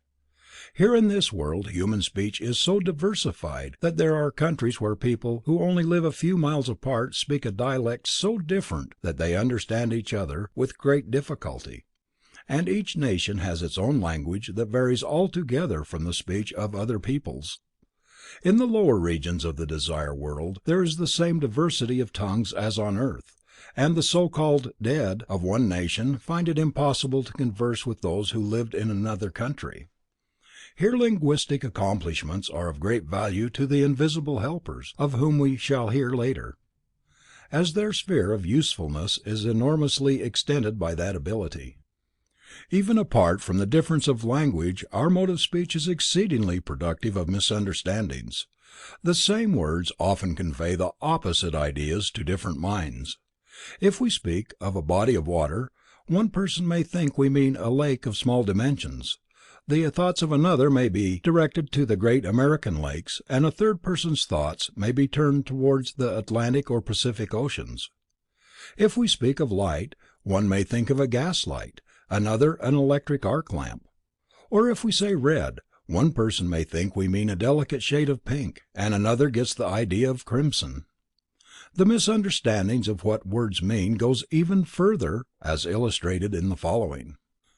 The writer once opened a reading room in a large city where he lectured, and invited his audience to make use thereof. Among those who availed themselves of the opportunity was a gentleman who had for many years been a veritable metaphysical tramp, roaming from lecture to lecture, hearing the teachings of everybody and practicing nothing. Like the Athenians on Mars Hill, he was always looking for something new, particularly in the line of phenomena, and his mind was in that seething, chaotic state which is one of the most prominent symptoms of mental indigestion. Having attended a number of our lectures, he knew from the program that the lecturer does not give readings or cast horoscopes for pay. But seeing on the door of the newly opened reading room the legend "Free Reading Room," his erratic mind at once jumped to the conclusion that although we were opposed to telling fortunes for pay, we were now going to give these free readings of the future in the free reading room. He was much disappointed that we did not intend to tell fortunes, either gratis or for a consideration, and we changed our sign to Free Library, in order to obviate a repetition of the error. In the higher regions of the Desire World, the confusion of tongues gives place to a universal mode of expression which absolutely prevents misunderstandings of our meaning. There each of our thoughts take a definite form and color, perceptible to all, and this thought symbol emits a certain tone, which is not a word, but conveys our meaning to the one we address, no matter what language he spoke on earth. To arrive at an understanding of how much a universal language becomes possible and is at once comprehended by all, without preparation, we may take as an illustration the manner in which a musician reads music. A German or Polish composer may write an opera. Each has his own peculiar terminology and expresses it in his own language. When that opera is to be played by an Italian bandmaster or a Spanish or American musician, it need not be translated. The notes and symbols upon the page are a universally understood language of symbols which is intelligible to musicians of no matter what nationality. Similarly with figures. The German counts ein, zwei, drei. The Frenchman says un, deux, trois, and in English we use the words 1, 2, 3. But the figures 1, 2, 3, though differently spoken, are intelligible to all and mean the same. There is no possibility of misunderstanding the cases of either music or figures. Thus it is also with the universal language peculiar to the higher regions of the Desire World, and still more subtle realms of nature. It is intelligible to all, an exact mode of expression. Returning to our description of the entities commonly met with in the lower Desire World, we may note that other systems of religion than the Egyptian, already mentioned, have spoken of various classes of beings native to these realms. The Zoroastrian religion, for instance, mentions 7 Ameshaspends, and the Izzards as having dominion over certain days of the month and certain months in the year. The Christian religion speaks of 7 spirits before the throne, which are the same beings the Persians called Ameshaspends. Each of them rules over 2 months in the year, while the 7th, Michael, the highest, is their leader, for he is ambassador from the sun to the earth. The others are ambassadors from the planets. The Catholic religion, with its abundant occult information, takes most notice of these star angels, and knows considerable about their influence upon the affairs of earth. The Ameshaspends, however, do not inhabit the lower regions of the Desire World, but influence the Izzards. According to the old Persian legend, these beings are divisible into one group of 28 classes, and another group of 3 classes. Each of these classes has dominion over, or takes the lead of all the other classes on one certain day of the month. They regulate the weather conditions on that day, and work with animal and man in particular. At least the 28 classes do that, and the other group of 3 classes has nothing to do with animals, because they have only 28 pairs of spinal nerves, while human beings have 31. Thus animals are attuned to the lunar month of 28 days, while man is correlated to the solar month of 30 or 31 days. The ancient Persians were astronomers but not physiologists. They had no means of knowing the different nervous constitution of an animal and man, but they saw clairvoyantly these superphysical beings. They noted and recorded their work with animal and man, and our own anatomical investigations may show us the reason for these divisions of the classes of Izzards recorded in that ancient system of philosophy. Still another class of beings should be mentioned. Those who have entered the Desire World through the gate of death and are now hidden from our physical vision. These so-called dead are in fact much more alive than any of us, who are tied to a dense body and subject to all its limitations, who are forced to slowly drag this clog along with us at the rate of a few miles an hour, who must expend such an enormous amount of energy upon propelling that vehicle that we are quickly and easily tired, even when in the best health, and who are often confined to bed, sometimes for years, by the indisposition of this heavy mortal coil. But when that is once shed, and the freed spirit can again function in its spiritual body, sickness is an unknown condition, and distance is annihilated, or at least practically so, for though it was necessary for the Savior to liken the freed spirit to the wind which blows where it listeth, that simile gives but a poor description of what actually takes place in soul flights. Time is non-existent there, as we shall presently explain, so the writer has never been able to time himself, but has on several occasions timed others when he was in the physical body and they were speeding through space upon a certain errand. Distances such as from the Pacific coast to Europe, the delivery of a short message there and the return to the body has been accomplished in slightly less than 1 minute. Therefore our assertion, that those whom are called dead are in reality much more alive than we, is well founded in facts. We spoke of the dense body in which we now live as a clog and a fetter. It must not be inferred, however, that we sympathize with the attitude of certain people who, when they have learned with what ease soul flights are accomplished, to go about bemoaning the fact that they are now imprisoned.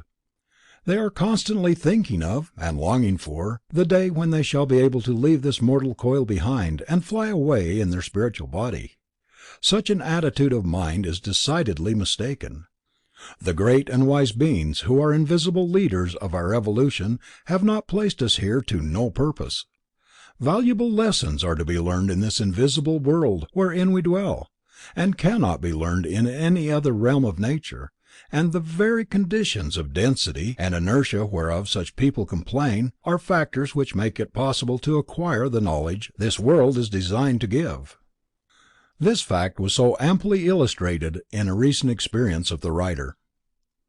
A friend had been studying occultism for a number of years, but had not studied astrology. Last year she became aroused to the importance of this branch of study as a key to self-knowledge and a means of understanding the natures of others, also of developing the compassion for their errors, so necessary in the cultivation of love of one's neighbor. Love of our neighbor the Savior enjoined upon us as the supreme commandment which is the fulfillment of all laws, and as astrology teaches us to bear and forbear, it helps as nothing else can in the development of the supreme virtue. She therefore joined one of the classes started in Los Angeles by the writer, but a sudden illness quickly ended in death, and thus terminated her study of the subject in the physical body ere it was well begun. Upon one of many occasions when she visited the writer subsequent to her release from the body, she deplored the fact that it seemed so difficult to make headway in her study of astrology. The writer advised continued attendance at the class, and suggested that she could surely get someone on the other side to help her study. As she exclaimed impatiently, "Oh yes, of course, I attend the classes. I have done so right along. I have also found a friend who helps me here, but you cannot imagine how difficult it is to concentrate upon mathematical calculations and the judgment of a horoscope, or in fact upon any subject here, where very little thought current takes you miles away from your study. I used to think it difficult to concentrate when I had a physical body, but it is not a circumstance to the obstacles which face the student here." The physical body was an anchor to her, and it is that to all of us. Being dense, it is also to a great extent impervious to disturbing influences from which the more subtle spiritual bodies do not shield us. It enables us to bring our ideas to a logical conclusion, with far less effort at concentration than is necessary in that realm where all is in such incessant and turbulent motion. Thus we are gradually developing the faculty of holding our thoughts to a centre by existence in this world, and we should value our opportunities here, rather than deplore the limitations which help in one direction more than they fetter in another. In fact, we should never deplore any condition, each has its lesson. If we try to learn what that lesson is, and to simulate that experience which may be extracted therefrom, we are wiser than those who waste time in vain regrets. We said there is no time in the desire world, and the reader will readily understand that such must be the case from the fact, already mentioned, that nothing there is opaque. In this world the rotation of the opaque earth upon its axis is responsible for the alternating conditions of day and night. We call it day, when the spot where we live is turned towards the sun and its rays illumine our environment. But when our home is turned away from the sun, and its rays obstructed by the opaque earth, we term the resulting darkness, night. The passage of earth in its orbit around the sun produces the seasons and the year, which are our diversions of time. But in the desire world, where all is light, there is but one long day. The spirit there is not fettered by a physical body, so it does not need sleep, and its existence is unbroken. Spiritual substances are not subject to contraction and expansion such as arise from heat and cold, hence summer and winter are also non-existent. Thus there is nothing to differentiate one moment from another in respect to the conditions of light and darkness, summer and winter, which mark time for us. Therefore, while the so-called dead may have a very accurate memory of time as regards the life they lived here in the body, they are usually unable to tell anything about the chronological relation of events which has happened to them in the desire world, and it is a very common thing to find that they do not even know how many years have elapsed since they passed out from this plane of existence. Only the students of stellar science are able to calculate the passage of time after their demise. When the occult investigator wishes to study an event in past history of man, he may most readily call upon the picture from memory of nature, but if he desires to fix the time of the incident, he will be obliged to count backwards by the motion of the heavenly bodies. For that purpose he generally uses the measure provided by the sun's precession. Each year the sun crosses the earth's equator about the 21st of March. Then day and night are of even length. Therefore this is the vernal equinox. But on account of a certain wobbling motion of the earth's axis, the sun does not cross over at the same place in the zodiac. It reaches the equator a little too early. It proceeds, year by year it moves backwards a little. At the time of the birth of Christ, for instance, the vernal equinox was about 7 degrees of the zodiacal sign Aries. During the 2000 years which intervene between that event and the present time, the sun has moved backwards about 27 degrees, so that it is now about 10 degrees of the sign Pisces. It moves around the whole circle of the zodiac in about 25,868 years. The occult investigator may therefore count back the number of signs, or whole circles, which the sun has preceded between the present day and the time of the event he is investigating. Thus he has, by use of the heavenly timekeepers, a very approximately correct measure of time even though he is in the Desire World, and that is another reason for studying the stellar science. World of Thought. When we have attained the spiritual development necessary to consciously enter the world of thought and leave the Desire World, which is the realm of light and color, we pass through a condition which the occult investigator calls the Great Silence. As previously stated, the higher regions of the Desire World exhibit the marked peculiarity of blending form and sound.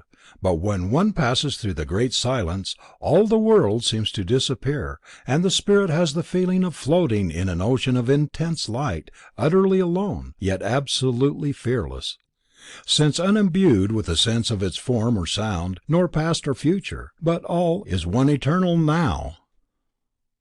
There seems to be neither pleasure nor pain, and yet there is no absence of feeling, but it all seems to center on the one idea: I am. The human ego stands face to face with itself, as it were, and for the time being all else is shut out. This is the experience of anyone who passes that breach between the Desire World and the world of thought, whether involuntarily, in the course of an ordinarily cyclic pilgrimage of the soul, which we shall later elucidate when speaking of the post-mortem existence, or by an act of the will. As in the case of the trained occult investigator, all have the same experience in transition. There are two main divisions in the physical world: the chemical region and the etheric region. The world of thought also has two great subdivisions: the region of concrete thought and the region of abstract thought. As we specialize the material of the physical world and shape into a dense body, and as we form the force matter of the Desire World into a desire body, so do we appropriate a certain amount of mind stuff from the region of concrete thought. But we, as spirits, clothe ourselves in spirit substance from the region of abstract thought, and thereby we become individual, separate egos.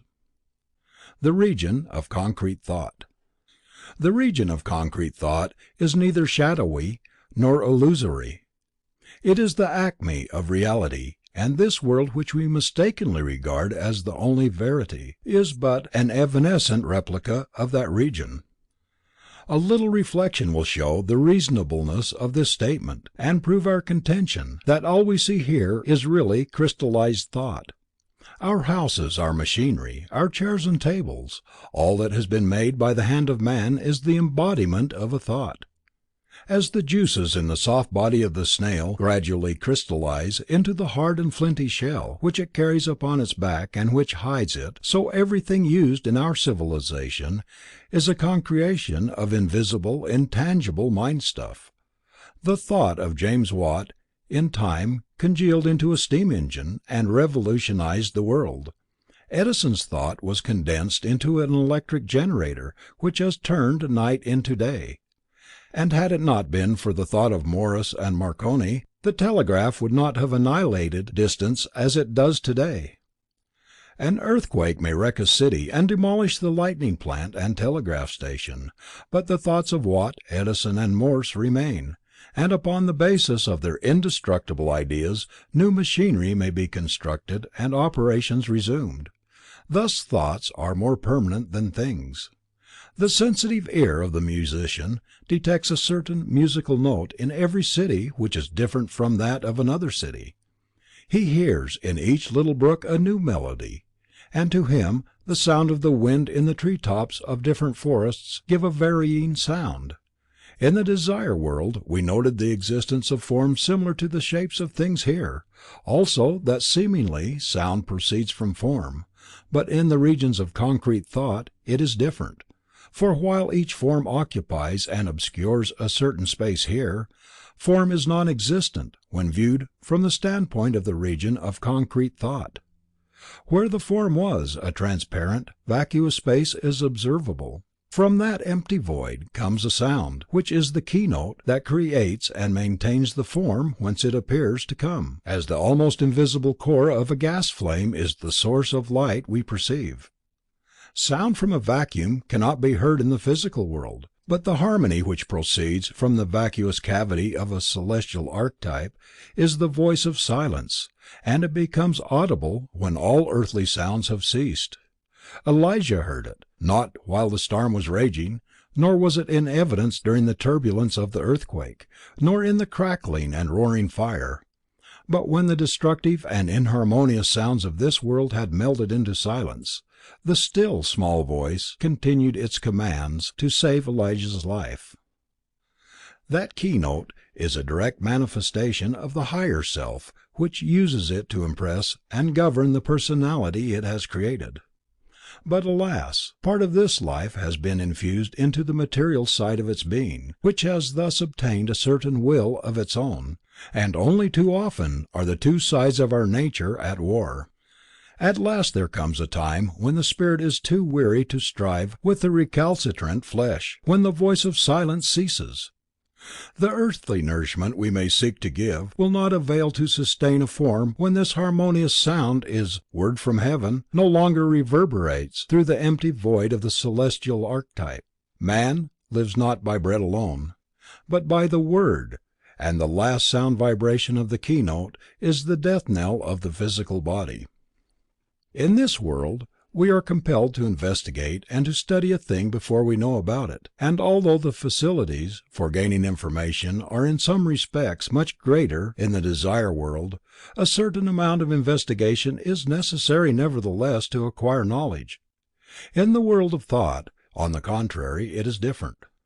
When we wish to know about a certain thing there, we turn our attention thereto, then that thing speaks to us as it were. The sound it emits at once gives us a most luminous comprehension of every phase of its nature. We attain to a realization of its past history. The whole story of its unfoldment is laid bare, and we seem to have lived through all of those experiences together with the thing we are investigating. Were it not for one enormous difficulty, the story thus obtained would be exceedingly valuable. But all this information, this life picture, flows in upon us with an enormous rapidity in a moment, in the twinkling of an eye, so that it has neither beginning nor end, for as said, in the word of thought, all is one great Now. Time does not exist. Therefore, when we want to use the archetypal information in the physical world, we must disentangle and arrange it in chronological order with beginning and ending before it becomes intelligible to beings living in a realm where time is a prime factor. That rearrangement is a most difficult task, as all words are coined with relation to 3 dimensions of space and the evanescence unit of time, the fleeting moment. Hence, much of that information remains unavailable. Chapter 3, Part 2. The Visible and the Invisible World. Among the denizens of this region of concrete thought we may note particularly 2 classes. One is called the Powers of Darkness by Paul, and the mystic investigator of the Western world, known to them as Lords of Mind. They were human at the time when the earth was in a condition of darkness such as worlds in the making go through before they become luminous and reach the fire mist stage. At that time we were in our mineral evolution, that is to say, the human spirit which has now awakened was encrusted with the ball of mind stuff, which was then the earth. At the present time, the present human spirits were as much asleep as is the life which ensouls our minerals today, and as we are working with the chemical constituents of the earth, moulding them into houses, railways, steamboats, chairs, etc., those beings who are now lords of the mind, worked with us when we were mineral-like. They have since advanced 3 steps, through stages similar to that of the angels and archangels before they attained their present position and became creative intelligences. They are expert builders of mind stuff, as we are builders of the present material substances, and therefore they have given us necessary help to acquire a mind which is the highest development of the human being. According to the foregoing explanation, it seems to be an anomaly when Paul speaks of them as evil and exhorts us to withstand them. The difficulty disappears, however, when we understand that good and evil are but relative qualities. An illustration will make the point clear. Let us suppose that an expert organ builder has constructed a wonderful organ, a masterpiece. Then he has followed his vocation in the proper manner, and is therefore to be commended for the good job which he has done. But if he is not satisfied to leave well enough alone, if he refuses to give up his product to the musician who understands how to play upon the instrument, if he intrudes his presence into the concert hall, he is out of place and to be censured as evil. Similarly, the Lords of Mind did the greatest possible service to humanity when they helped us to acquire our mind, but many subtle thought influences came from them, and are to be resisted, as Paul very properly emphasizes. Other class of beings which must be mentioned are called archetypal forces by the Western school of occultism. They direct the energies of the creative archetypes native to this realm. They are the composite class of beings of many different grades of intelligences, and there is one stage in the cyclic journey of the human spirit when that also labors in, and is part of, that great host of beings, for the human spirit is also destined to become a great creative intelligence at some future time. And if there were no school wherein it could gradually learn to create, it would not be able to advance, for nothing in nature is done suddenly. An acorn planted in the soil does not become a majestic oak overnight, but many years of slow, persistent growth are required before it attains the stature of a giant of the forest. A man does not become an angel by the mere fact of dying and entering a new world, any more than an animal advances to be a man by the same process. But in time all that lives mounts the ladder of being from the clod to the god. There is no limitation possible to the spirit, and so at various stages in its unfoldment, the human spirit works with the other nature forces, according to the stage of intelligence which it has attained. It creates, changes and remodels the earth upon which it is to live. Thus, under the great law of cause and effect, which we observe in nearly every realm of nature, it reaps upon earth what it has sown in heaven, and vice versa. It grows slowly but persistently and advances continually. The region of abstract thought. Various religious systems have been given to humanity at different times, each suited to meet the spiritual needs of the people among whom it was promulgated, and coming from the same divine source, God. All religions exhibit similar fundamentals or first principles. All systems teach that there was a time when darkness reigned supreme. Every which we now perceive was non-existent. Earth, sky, and the heavenly bodies were uncreate. So were the multitudinous forms which live and move upon the various planets. All was yet in fluidic condition, and the universal spirit brooded quiescent in limitless space as one existence. The Greeks called that condition homogeneity, chaos, and the state of orderly segregation which we now see. The marching orbs which illumine the vaulted canopy of heaven, the stately procession of planets around a central light, the majestic sun, the unbroken sequence of the seasons, and the unvarying alternation of tidal ebb and flow. All this aggregate of systematic order was called cosmos, and was supposed to have proceeded from chaos. The Christian mystic obtains a deeper comprehension when he opens his Bible and ponders the first 5 verses of that brightest gem of all spiritual lore, the Gospel of St. John. As he reverently opens his aspiring heart to acquire understanding of those sublime mystical teachings, he transcends from the form side of nature comprising various realms of which we have been speaking, and finds himself "in the spirit," as did the prophets of olden times. He is then in the region of abstract thought and sees the eternal verities, which Paul also beheld in this, the third heaven. For those among us who are unable to obtain knowledge save by reasoning upon the matter, however, it will be necessary to examine the fundamental meaning of words used by St. John to clothe his wonderful teaching, which was originally given in the Greek language, a much simpler matter than is commonly supposed. For Greek words have been freely introduced into our modern languages, particularly in scientific forms, and we shall show how this ancient teaching is supported by the latest discoveries of modern science. The opening verse of the Gospel of St. John is as follows: "In the beginning was the Word, and the Word was with God, and the Word was God." We examine the words beginning, word, and God. We may also note that in the Greek version the concluding sentence reads, "and God was the Word," a difference which makes a great distinction. It is an axiomatic truth that "out of nothing, nothing comes," and it has often been asserted by scoffers that the Bible teaches generation from nothing. We readily agree that translations into the modern language promulgate this erroneous doctrine, but we have shown in the Rosicrucian Cosmo-conception, the chapter on occult analysis of Genesis, that the Hebrew text speaks of an ever-existing essence, as the basis whence all forms, the earth and the heavenly lights included, were first created, and John also gives the same teaching. The Greek word arche in the opening sentence of the Gospel of St. John has been translated to "the beginning," and it may be said to have that meaning, but it also has other valid interpretations, vastly more significant of the idea John wished to convey. It means elementary condition, a chief source, a first principle, primordial matter. There was a time when science insisted that the elements were immutable, that is to say, that an atom of iron had been an atom of iron since the earth was formed, and would so remain to the end of time. The alchemists were sneered at as fanciful dreamers or madmen, but since Professor J. Thomson's discovery of the electron, the atomic theory of matter is no longer tenable.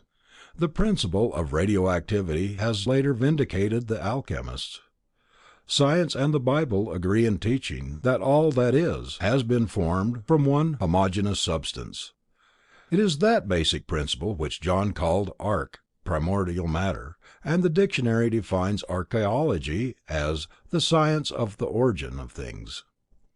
Masons style God the grand architect, for the Greek word tektos means builder, and God is the chief builder, tektos, of the ark, the primordial virgin matter which is also the chief source of all things.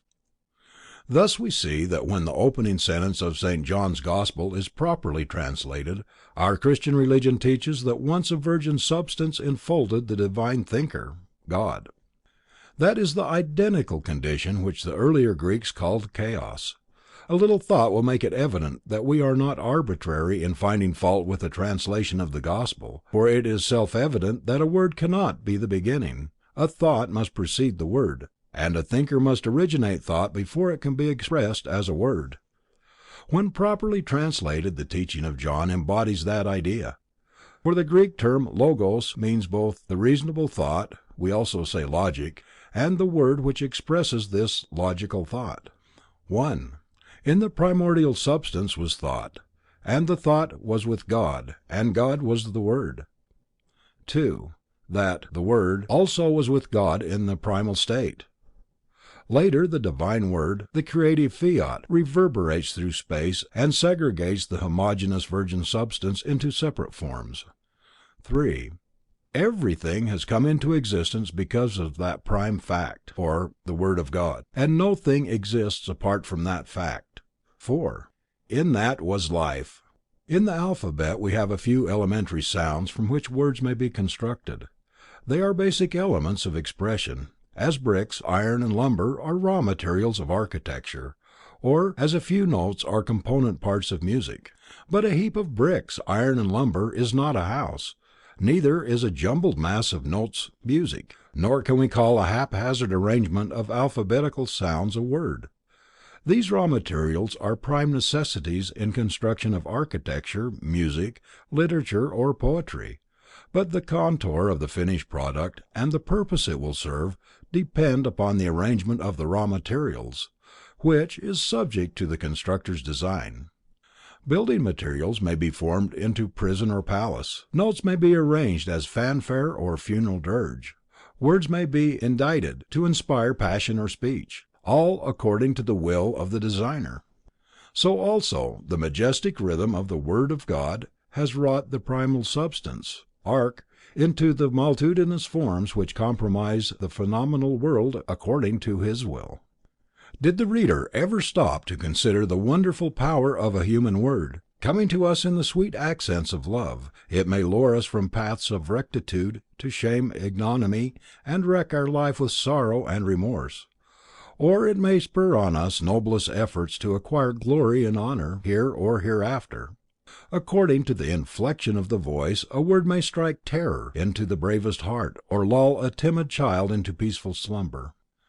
The word of an agitator may rouse the passions of a mob and impel it to awful bloodshed, as the French Revolution, where dictatorial mandates of mob-like rule killed and exiled at pleasure, or the strain of "Home, Sweet Home" may cement the setting of a family circle beyond possibility of rupture. Right words are true and therefore free. They are never bound or fettered by time or space. They go to the farthest corners of the earth, and when the lips that spoke them first have long since mouldered in the grave, other voices take up, with unwearying enthusiasm, their message of life and love, as for instance the mystical "Come unto me," which has sounded from unnumbered tongues and brought oceans of balm to troubled hearts. Words of peace have been victorious, where war would have meant defeat, and no talent is more to be desired than ability to always say the right word at the auspicious time. Considering thus the immense power and potency of the human word, we may perhaps dimly apprehend the potential magnitude of the Word of God, the creative fiat. When as a mighty dynamic force it first reverberated through space and commenced to form primordial matter into words, as sound from a violin bow molds sand into geometrical figures. Moreover, the Word of God still sounds to sustain the marching orbs and impel them onwards in their circle paths. The creative word continues to produce forms of gradually increasing efficiency as media expressing life and consciousness. The harmonious enunciation of consecutive syllables in the divine word mark successive stages in the evolution of the world of man. When the last syllable has been spoken and the complete word has sounded, we shall have reached perfection as human beings. Then time will be at an end, and with that last vibration of the Word of God, the worlds will be resolved into their original elements. Our life will then be hid with Christ in God, until the cosmic night, chaos, is over, and we wake to do greater things in a new heaven and a new earth. According to the general idea, chaos and cosmos are superlative antitheses of each other. Chaos being regarded as a past condition of confusion and disorder which has long been entirely superseded by cosmic order which now prevails.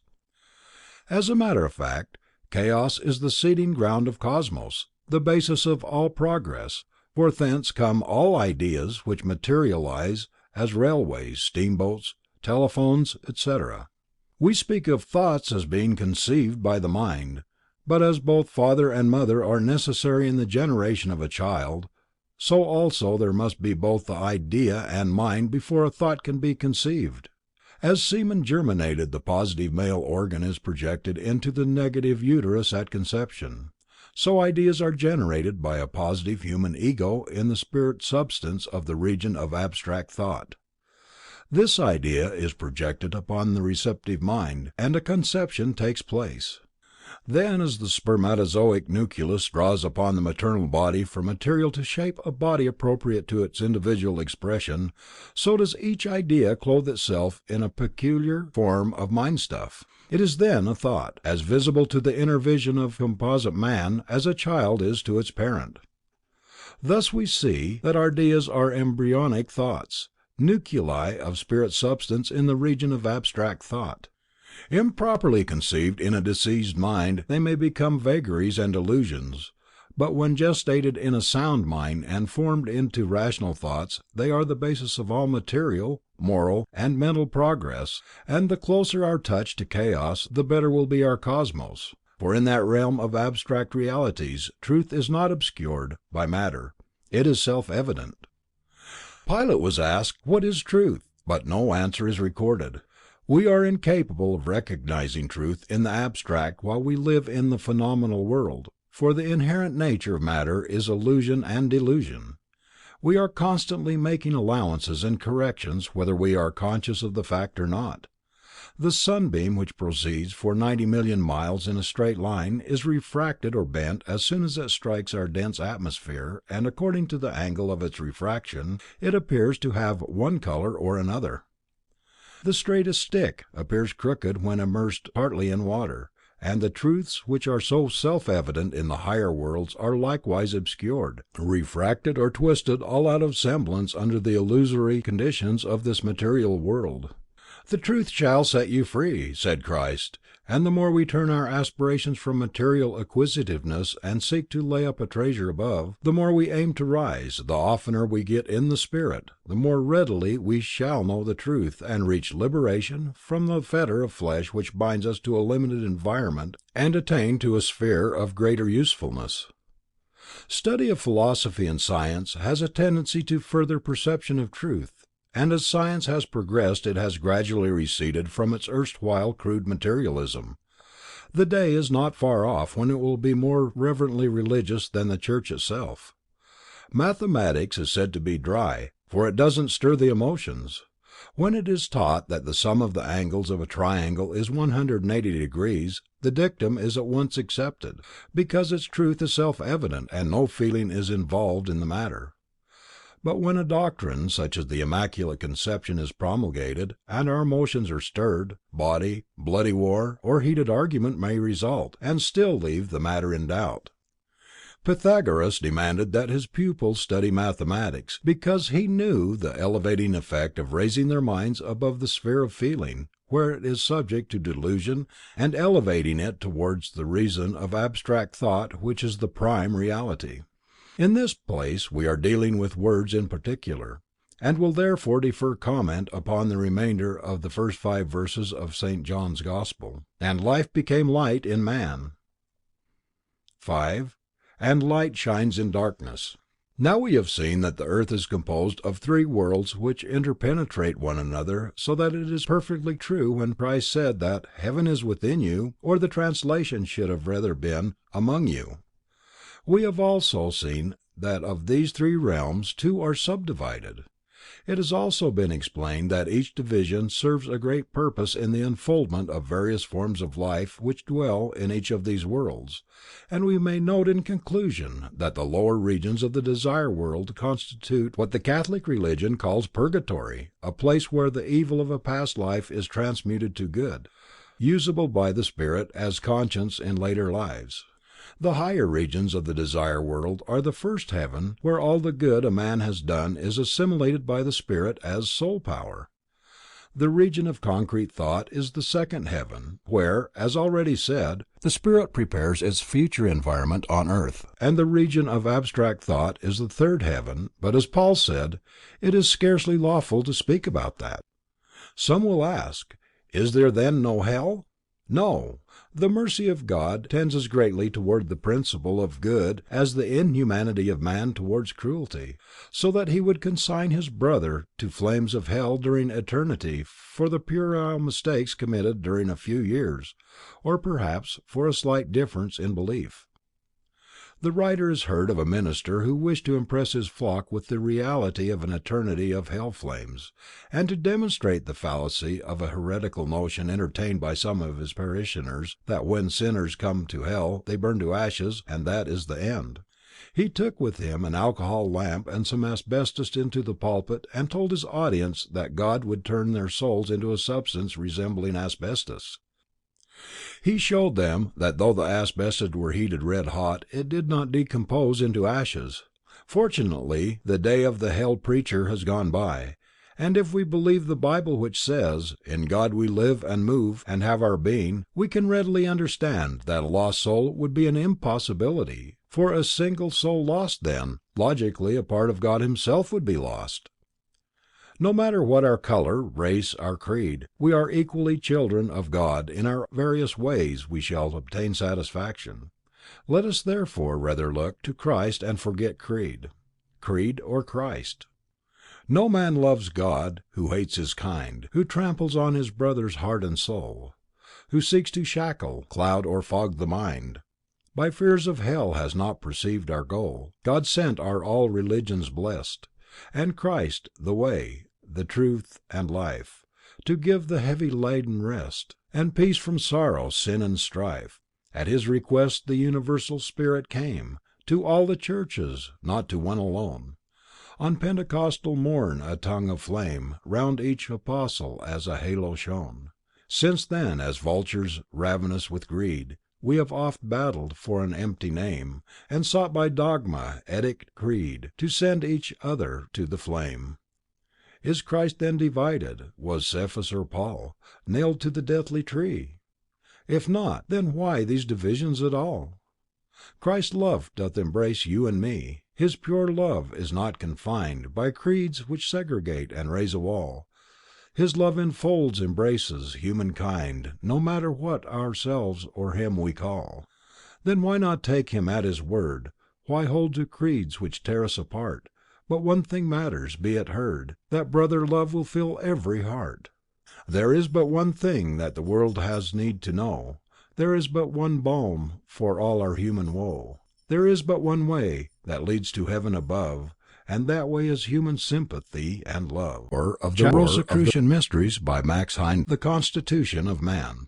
Our chapter head, The Constitution of Man, may surprise a reader who has not previously studied the mystery teachings, or he may imagine that we intend to give an anatomical dissertation, but such is not our intention. We have spoken of earth upon which we live as being composed of several invisible realms in addition to the world we perceive by means of our senses. We have also spoken of a man as being correlated to these various divisions of nature, and a little thought upon the subject will quickly convince us that in order to function upon various planes of existence described, it is necessary that a man should have a body composed of their substance, or at least have specialized for his own use some material of each of these worlds. We have said that finer matter, called the stuff and mind stuff, permeates our atmosphere and the solid earth, even as blood percolates through all parts of our flesh. But that is not a sufficient explanation to account for all facts of life. If that were all, then minerals, which are interpenetrated by the world of thought and the world of desire, would have thoughts and desires as well as man. This is not the case, so something more than mere interpenetration must be requisite to acquire the faculties of thought and feeling. We know that in order to function in this world, to live as a physical being among other beings, we must have a physical body of our own, built on the chemical constituents of this invisible world. When we lose it at death, it profits us nothing that the world is full of just the very chemicals needed to build such a body. We cannot then specialize them, and therefore we are invisible to all others. Similarly, if we did not possess a special body made of ether, we should be unable to grow and to propagate. That is the case with the mineral. Had we no separate individual desire body, we should be unable to feel desires and emotions. There would be no incentive to move from one place to another. We should then be stationary as plants, and did we not possess a third mind, we should be incapable of thought, and act upon impulse and instinct as animals. Someone may of course object to this last statement, and contend that animals do think. So as far as our domesticated animals are concerned, that is partially true, but it is not quite the same way that we think and reason. The difference may perhaps be best understood if we take an illustration from the electrical field. When an electric current of high voltage is passed through a coiled copper wire, and another wire is placed in the center of the coils, that wire will become charged with electricity of lower voltage. So also the animal, when brought within the sphere of human thoughts, evolves a mental activity of lower order. Paul in his writings also mentioned the natural body and the spiritual body, while the man himself is spirit inhabiting those vehicles. We briefly note the constitution of the various bodies of man, invisible to the physical sight but as objective to spiritual sight as the dense body to ordinary vision. The vital body. That body of ours, which is composed of ether, is called the vital body in Western mystery schools. For, as we have already seen, ether is the avenue of ingress for vital force from the sun and the field of agencies in nature which promote such vital activities as assimilation, growth, and propagation. This vehicle is an exact counterpart of our visible body, molecule for molecule and organ for organ, with one exception, which we shall note later. But it is slightly larger, extending about 1½ inches beyond the periphery of our defense vehicle. The spleen is the entrance gate of the forces which vitalize the body. In the etheric counterpart of that organ solar energy is transmuted to vital fluid of a pale rose color. From thence it spreads all over the nervous system, and after having been used in the body it radiates in streams, much as bristles protrude from a porcupine. The rays of the sun are transmitted either directly or reflected by way of the planets and the moon. The rays directly from the sun give spiritual illumination. The rays received by way of the planets produce intelligence, morality, and soul growth. But the rays reflected by way of the moon make for physical growth, as seen in the case of plants which grow differently when planted in the light of the moon, from what is the case when they are planted when the moon is dark. There is also difference in plants sown when the moon is in barren and fruitful signs of the zodiac. The solar ray is absorbed by the human spirit, which has its seat in the center of the forehead. The stellar ray is absorbed by the brain and spinal cord, and the lunar ray enters our system through the spleen. The solar, stellar, and lunar rays are three-colored, and in the lunar ray, which supplies our vital force, the blue beam is the life of the father, which causes germination. The yellow beam is the life of the sun, which is the active principle in nutrition and growth, and the red beam is the life of the Holy Spirit, which simulates into action, dissipating the energy stored in the yellow force. This principle is particularly active in generation. The various kingdoms absorb this life force differently, according to their constitution. Animals have only 28 pair of spinal nerves. They are keyed to the lunar month of 28 days, and therefore dependent upon a group spirit for an infusion of stellar rays necessary to produce consciousness. They are altogether incapable of absorbing the direct ray of the sun. Man is in a transition stage. He has 31 pairs of spinal nerves which key him to the solar month, but the nerves in the so-called cauda equina, literally horsetail, at the end of our spinal cord, are still too undeveloped to act as avenues for the spiritual ray of the sun. In proportion as we draw our creative force upward by spiritual thought, we develop these nerves and awaken dormant faculties in the spirit. But it is dangerous to attempt that development except under guidance of a qualified teacher, and the reader is earnestly warned not to use any method published in books or sold, for their practice usually leads to dementia. The safe method is never sold for money or any earthly consideration, however large or small. It is always given free as a reward of merit. Ask and ye shall receive, seek and ye shall find, knock and it shall be opened, said the Christ. If our life is a prayer for illumination, the search will not be uncertain, nor the knock without response. When solar energy has been transmuted in the spleen, it traverses the whole nervous system of the body with a most beautiful color of a delicate rosy hue. It answers the same purpose as electricity in a telegraph system. We may string wires between cities, erect telegraph stations, install receivers and transmitters. We may have operators ready at the keys, but until electric fluid is turned into our wires, the telegraph keys will refuse to click. So also in the body, the human spirit is operator, and from the central station of the brain, nerves ramify, go through the whole body to all different muscles. When this vitalizing fluid of which we are speaking traverses the nervous system, the ego may send its commands to the muscles and cause them to move. But if the vital fluid for any reason does not flow to a certain part of the body, such as an arm or limb, then the spirit is powerless to move that part of the body, and we say that it is paralyzed. When we are in health, we specialize solar energy in such great quantities that we cannot use it all in the body, and therefore it radiates through the pores of our skin in straight streams and serves a similar purpose as an exhaust fan. That machine drives the foul air out of a room, and keeps the atmosphere within pure and sweet. The excessive vital force which radiates from the body drives out poisonous gases, deleterious microbes and effete matter, thus tending to preserve a healthy condition.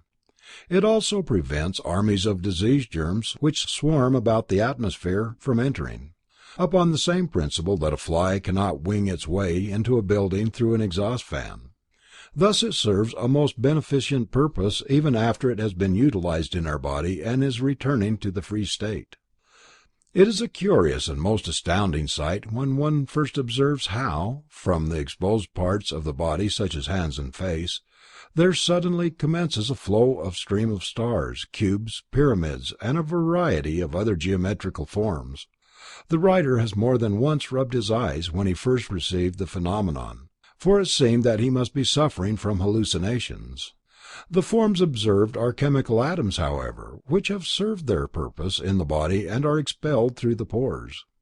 When one has eaten a meal, vital fluid is consumed by the body in great quantities, for it is the cement whereby nature's forces build our food into the body.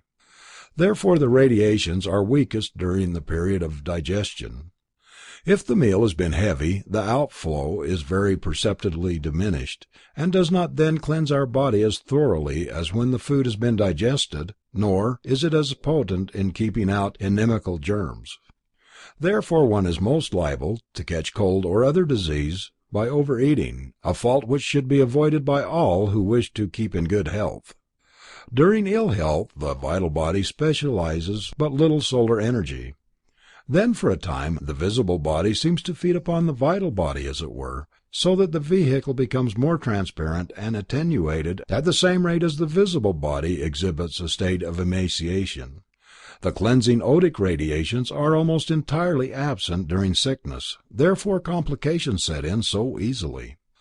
Though science has not directly observed this vital body of man, it has upon several occasions postulated the existence of such a vehicle as necessary to account for the facts in life, and the conditions have been observed by a number of scientists at different times and under varying conditions.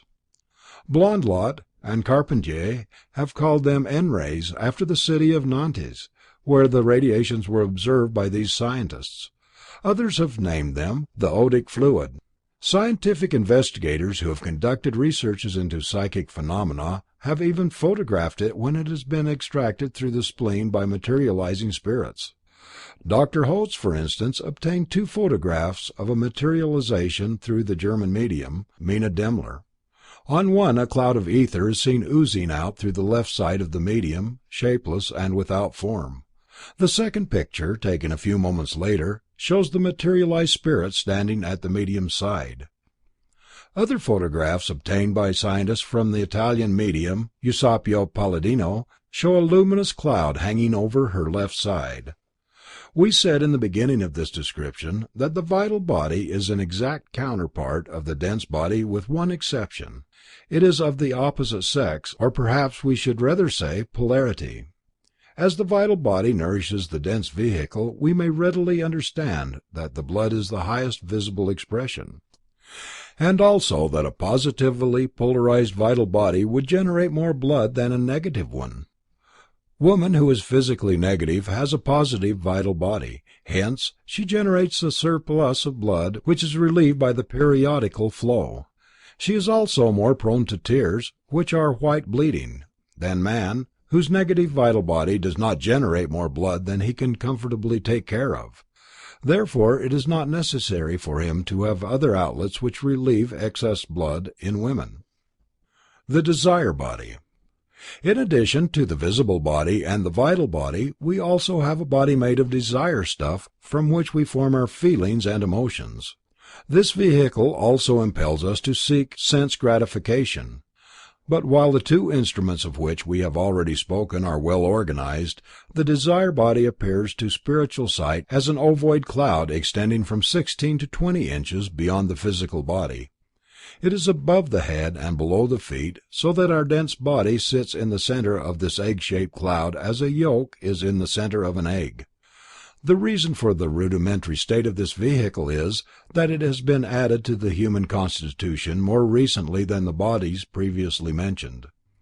Evolution of form may be likened to the manner in which the juices of the snail first condense into flesh and later become a hard shell. When our present visible body first germinated in the spirit, it was a thought form, but gradually it has become denser and more concrete until it is now a chemical crystallization. The vital body was next emanated by the spirit as a thought form, and is in the third stage of concretion, which is etheric. The desire body is still a later acquisition. That also was a thought form at its inception, but now has condensed into desire stuff, and the mind, which we have only recently received, is still but a mere cloudy thought form. Arms and limbs, eyes and ears are not necessary to use the desire body, for it can glide through space more swiftly than wind without much means of locomotion as we require in this visible world.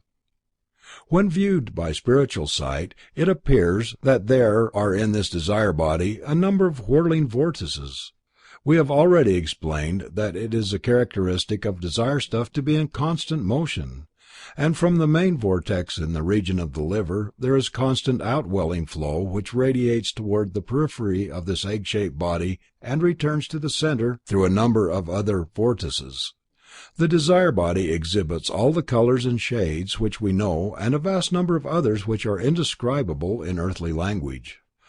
Those colors vary in every person according to his characteristics and temperament, and they also vary from moment to moment as passing moods, fancies or emotions are experienced by him. There is, however, in each one a certain basic color dependent upon the ruling star at the moment of his birth.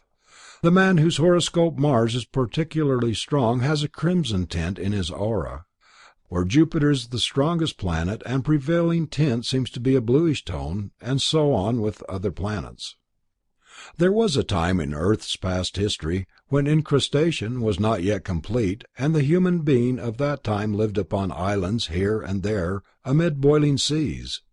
They had not yet evolved eyes or ears, but a little organ, the pineal gland, which anatomists have called the third eye, protruding through the back of the head, and was a localized organ of feeling, which warned the man when he came too near a volcanic crater and thus enabled him to escape destruction. Since then the cerebral hemispheres have covered the pineal gland, and instead of a single organ of feeling, the whole body inside and out is sensitive to impacts, which of course is a much higher state of development.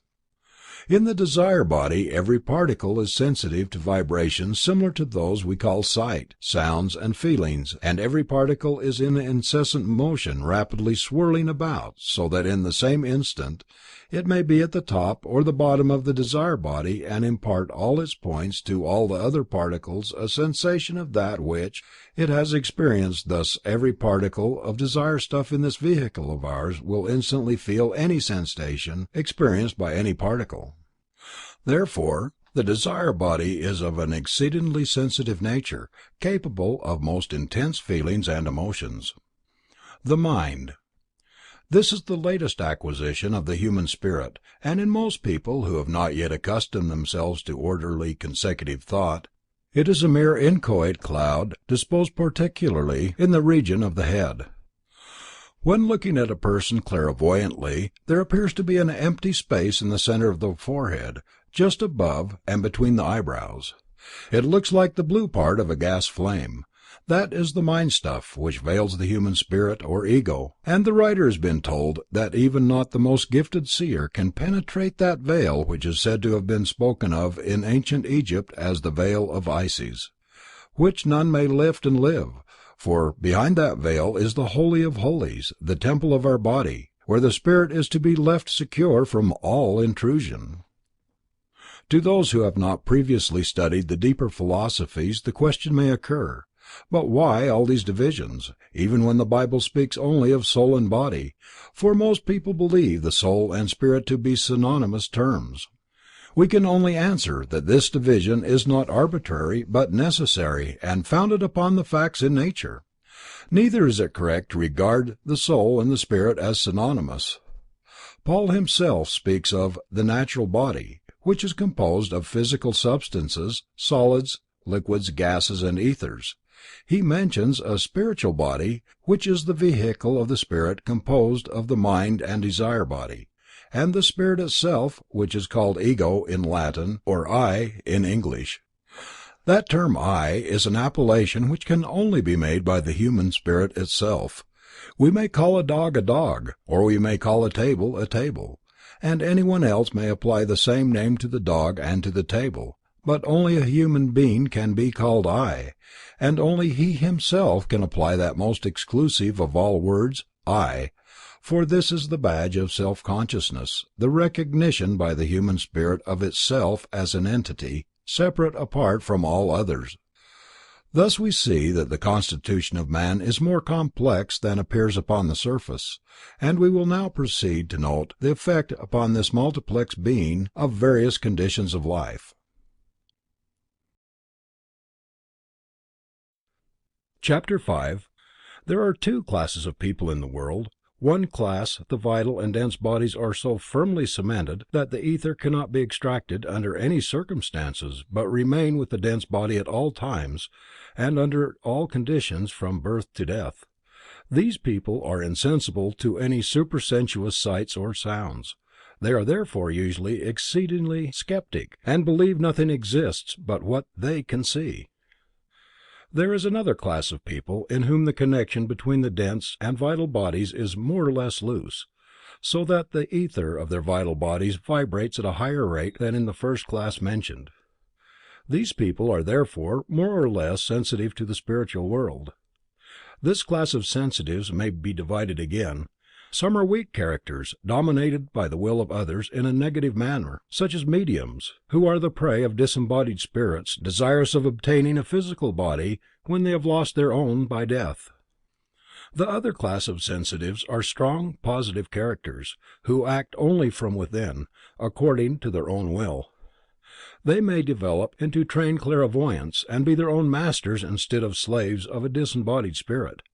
In some sensitives of both classes it is possible to extract a part of the ether which forms the vital body. When a disembodied spirit obtains a subject of that nature, it develops the sensitive as a materializing medium. The man who is capable of extracting his own vital body by an act of will, becomes a citizen of two worlds, independent and free. Such are usually known as invisible helpers. There are certain other abnormal conditions where the vital body and the dense body are separated totally or in part. For instance, if we place our limb in an uncomfortable position so that the circulation of the blood ceases, then we may see the etheric limb hanging down below the visible limb as a stocking. When we restore circulation and the etheric limb seeks to enter into place, an intense prickly sensation is felt, due to the little streams of force, which radiate all through the ether, seek to permeate the molecules of the limb and stir them into renewed vibration. When a person is drowning, the vital body also separates from the dense vehicle, and the intense prickly pain incident to resuscitation is also due to the cause mentioned. While we are awake and going about our work in the physical world, the desire body and mind both permeate the dense and the vital bodies, and there is a constant war between the desire nature and the vital body. The vital body is continually engaged in building up the human organism, while the impulses of the desire body tend to tire and break down tissue. Gradually, in the course of the day, the vital body loses ground before the onslaughts of the desire body. Poisons of decay slowly accumulate, and the flow of vital fluid becomes more and more sluggish, until at length it is incapable of moving the muscles. The body then feels heavy and drowsy. At last the vital body collapses, as it were. The little streams of force which permeate each atom seem to shrivel up, and the ego is forced to abandon its body to the restorative powers of sleep. When building has become dilapidated and is to be restored and put through repair, the tenants must move out to let the workmen have a free field. So also, when the building of a spirit has become unfit for further use, it must withdraw therefrom. As the desire body caused the damage, it is a logical conclusion that that also must be removed. Every night, when our body has become tired, the higher vehicles are withdrawn, only the dense and vital bodies are left upon the bed. Then the process of restoration commences and lasts for a longer or shorter period of time according to circumstances. At times, however, the grip of the desire body upon our denser vehicle is so strong that it refuses to let go. When it has become so interested in the proceedings of the day, it continues to remunerate them over after the collapse of the physical body, and is perhaps only half extracted from that vehicle. Then it may transmit sights and sounds of the desire world to the brain, but as the connections are necessarily askew under such conditions, the most confused dreams result. Furthermore, as the desire body compels motion, the body is very apt to toss about when the desire body is not fully extracted, hence the restless sleep which usually accompanies dreams of a confused nature. There are times, of course, when dreams are prophetic and come true, but such dreams result only after complete extraction of the desire body, under circumstances where the spirit has seen some danger perhaps, which may befall, and then impress the fact upon the brain at the moment of awakening.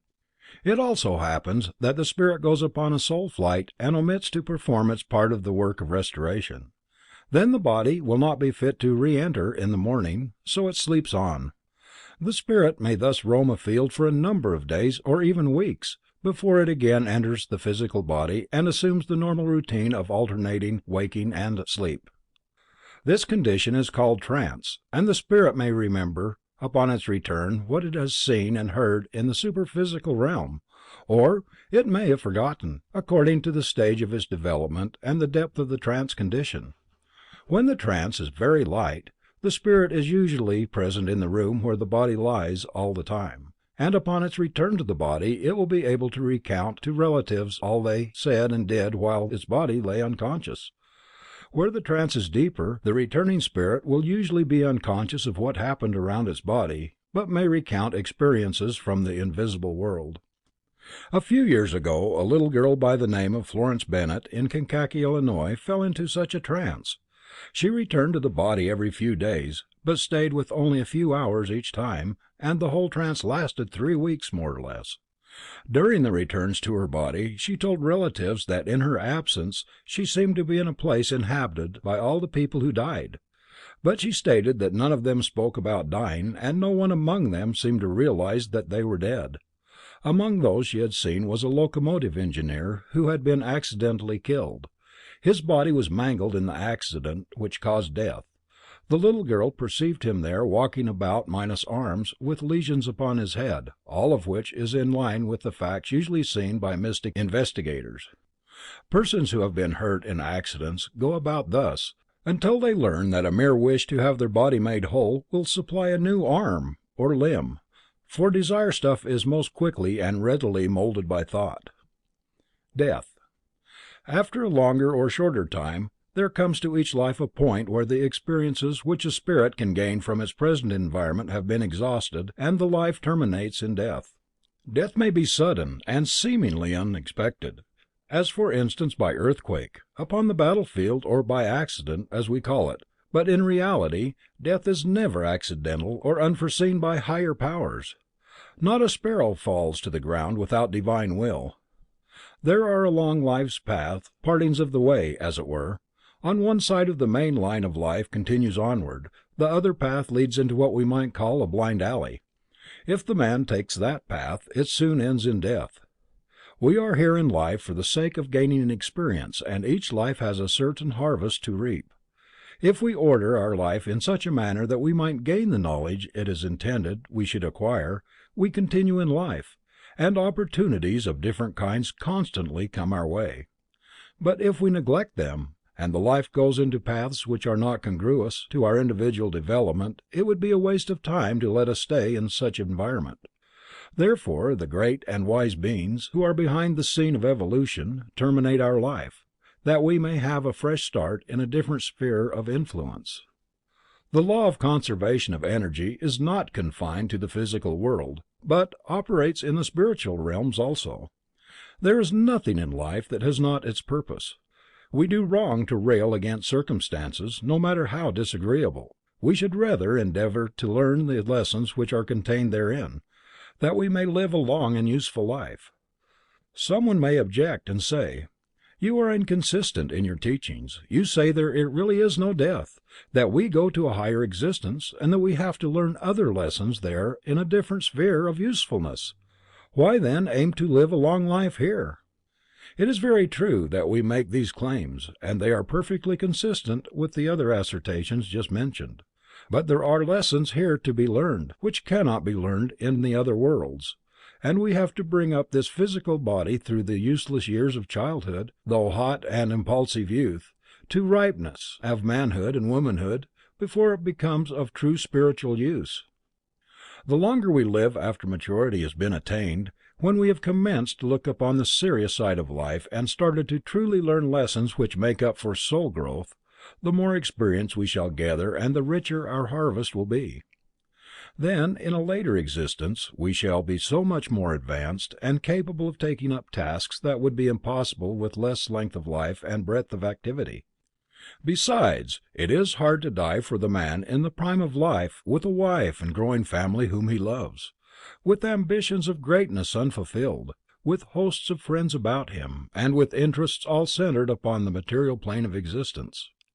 It is sad for the woman whose heart is bound up in home and the little ones she has reared, to leave them, perhaps without anyone to care for them, to know that they have to fight their way alone through the early years when her tender care is needed, and perhaps to see those little ones abused, and she unable to lift a hand, though her heart may bleed as freely as it would in earth life.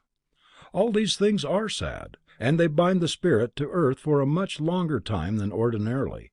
They hinder it from reaping the experiences it should reap upon the other side of death, and they make it desirable, along with other reasons already mentioned, to live a long life before passing onwards. The difference between those who pass out at a ripe old age, and one who leaves this earth in the prime of life, may be illustrated by the manner in which the seed clings to a fruit in an unripe state. A great deal of force is necessary to tear the stone from a green peach. It has such a tenacious hold upon the fruit that shreds of pulp adhere to it when forcibly removed.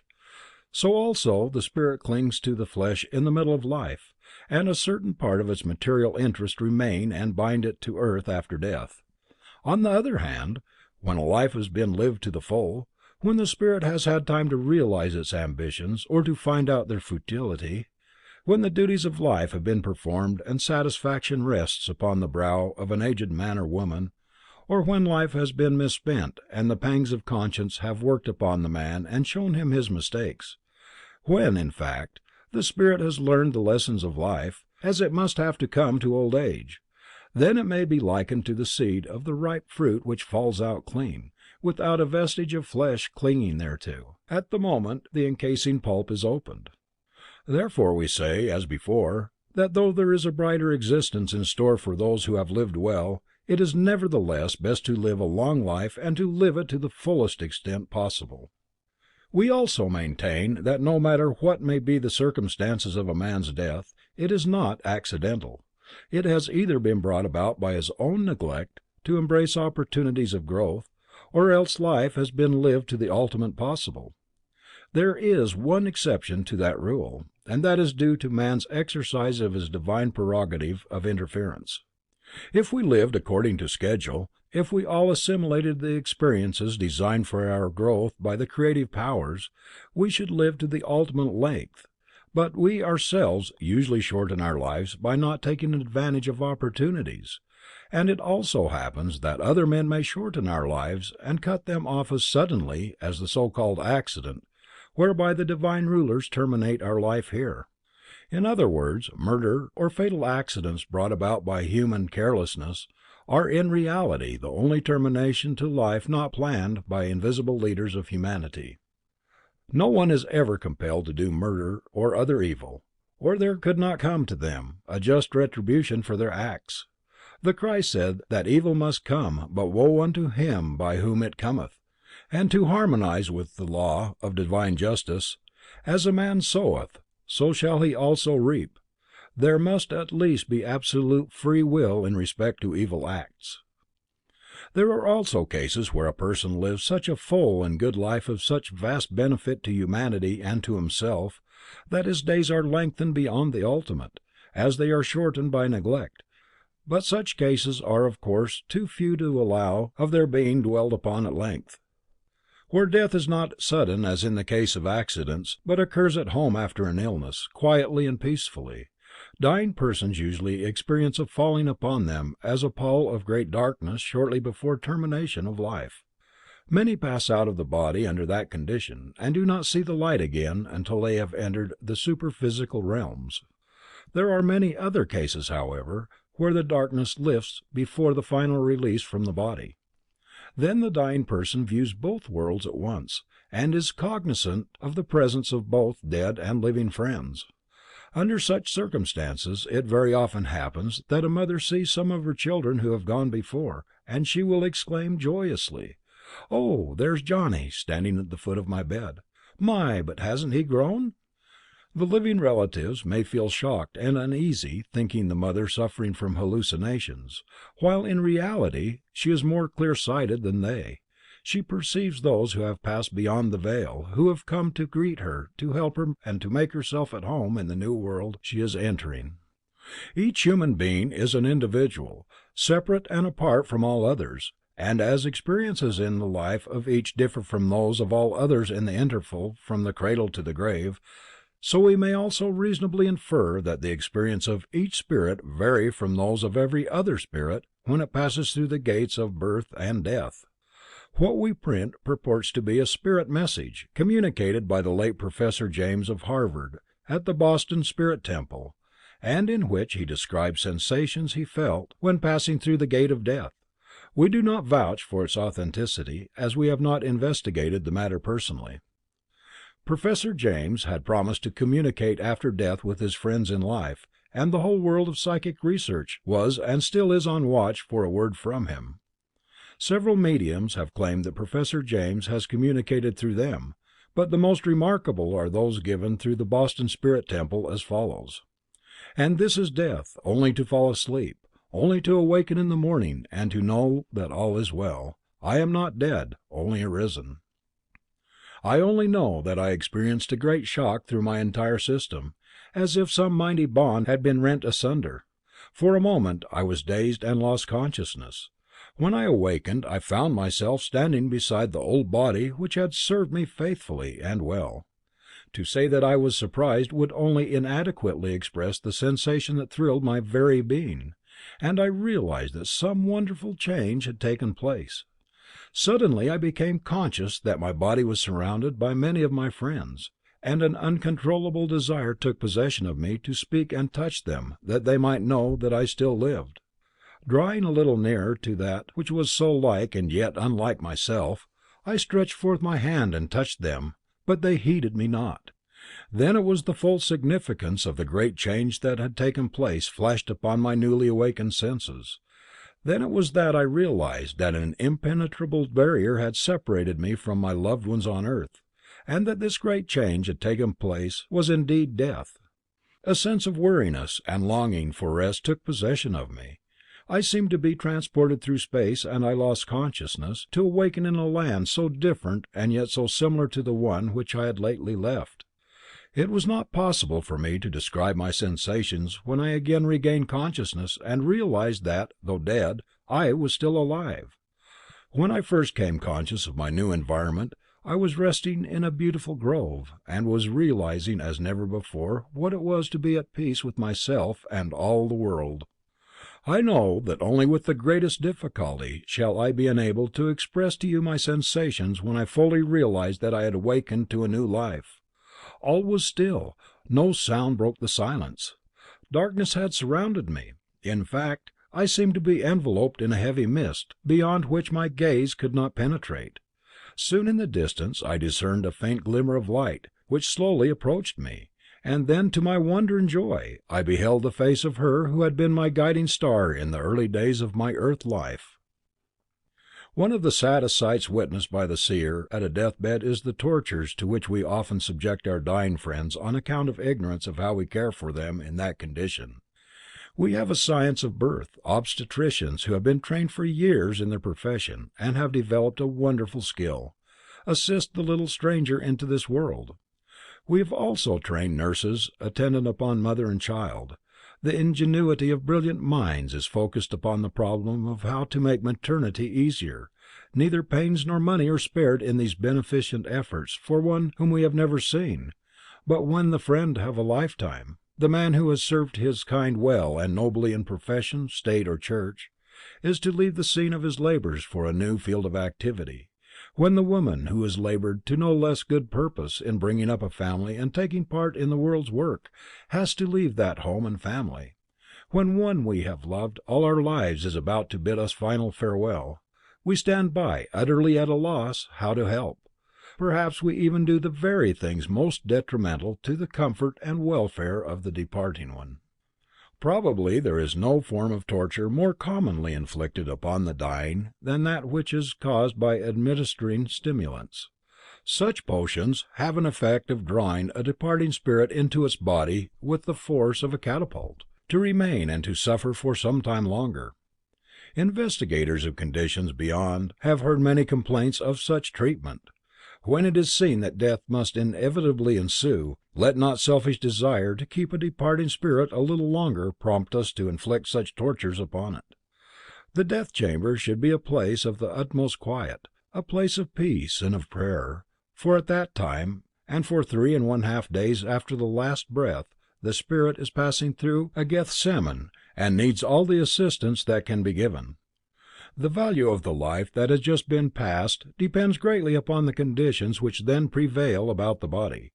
Yes, even the conditions of its future life are influenced by our attitude during that time, so that if ever we were our brother's keeper in life, we are 1,000 times more so at death. Post-mortem examinations, embalming and cremation during the period mentioned, not only disturb the passing spirit mentally, but are productive of a certain amount of pain, for there is a slight connection with the discarded vehicle. If sanitary laws require us to prevent decomposition while thus keeping the body for cremation, it may be packed in ice till the 3½ days have passed.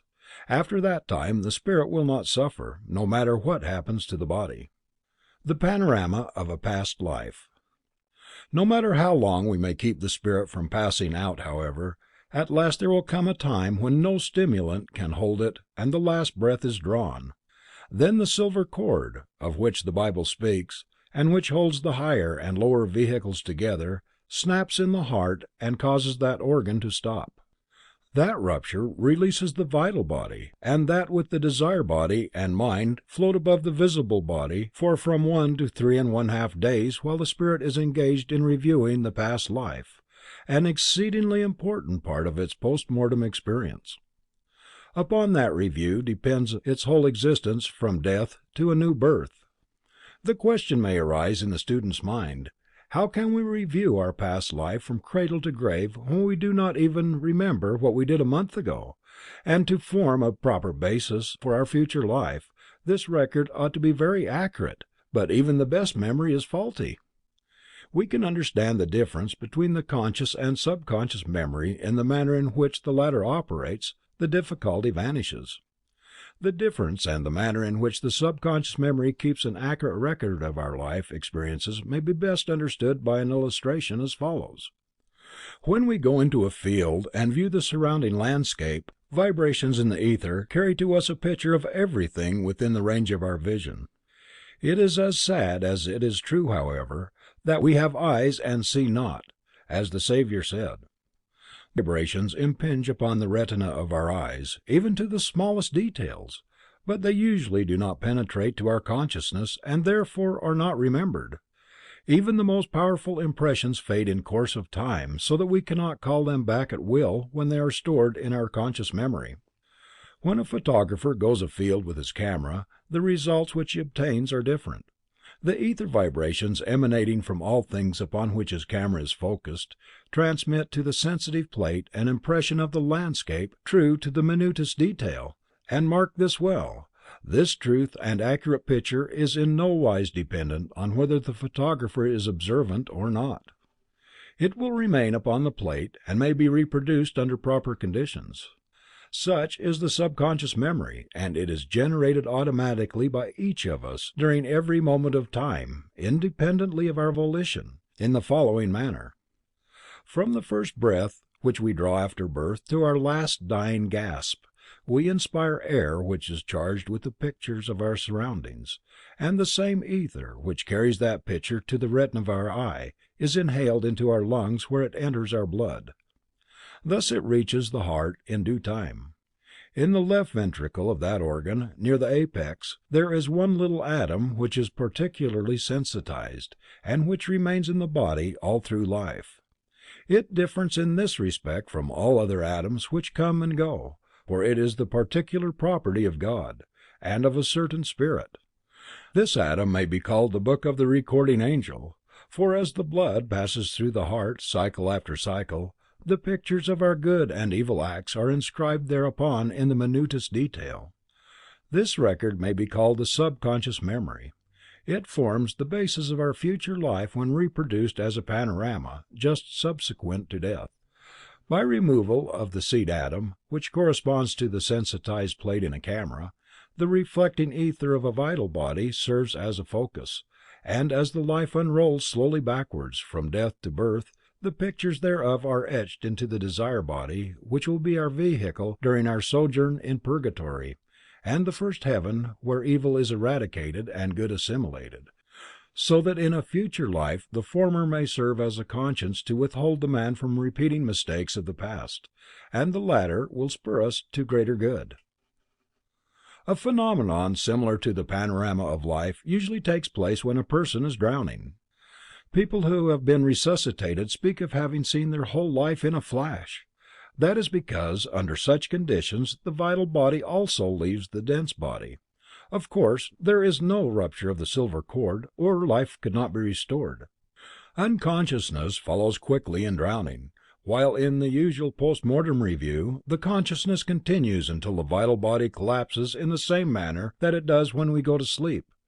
Then the consciousness ceases for a while, and the panorama is terminated. Therefore, also the time occupied by the panorama varies with different persons, according to whether the vital body was strong and healthy, or had become thin and emaciated by protracted illness.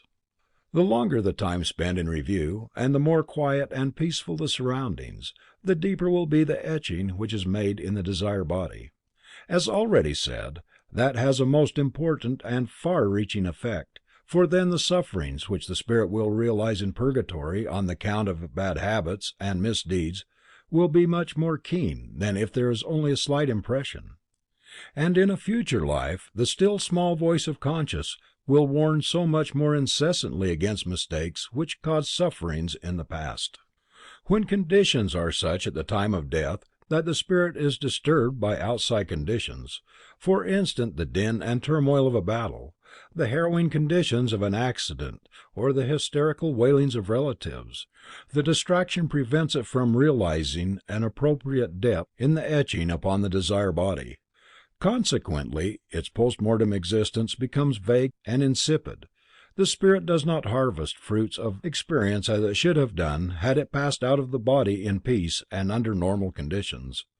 It would therefore lack incentive to good in a future life, and miss the warning against evil which a deep etching of the panorama of life would have given. Thus its growth would be retarded in a very marked degree, but the beneficent powers in charge of evolution take certain steps to compensate for our ignorant treatment of the dying and other untoward circumstances mentioned. What these steps are, we shall discuss when considering the life of children in heaven.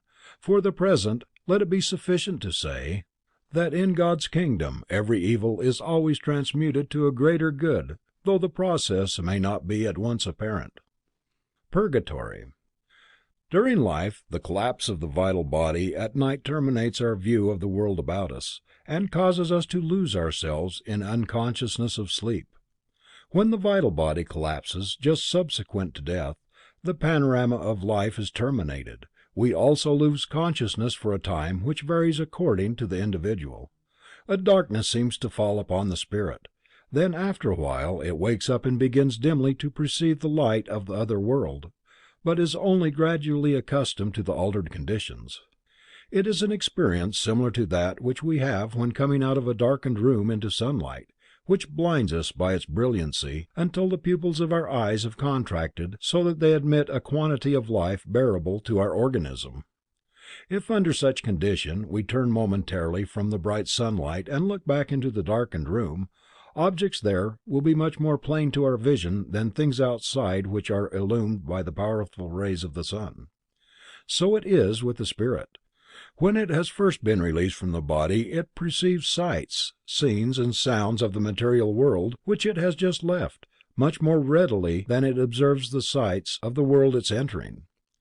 Wordsworth, in his Ode to Immortality, noted a similar condition in the case of newborn children, who are all clairvoyant and much more awake to the spiritual world than to this present plane of existence.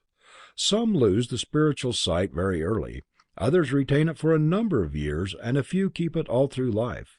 But as the birth of a child is a death in the spiritual world, it retains the spiritual sight for a time. So also death here is a birth upon the spiritual plane, and the newly dead retain a consciousness of this world for some time subsequent to demise.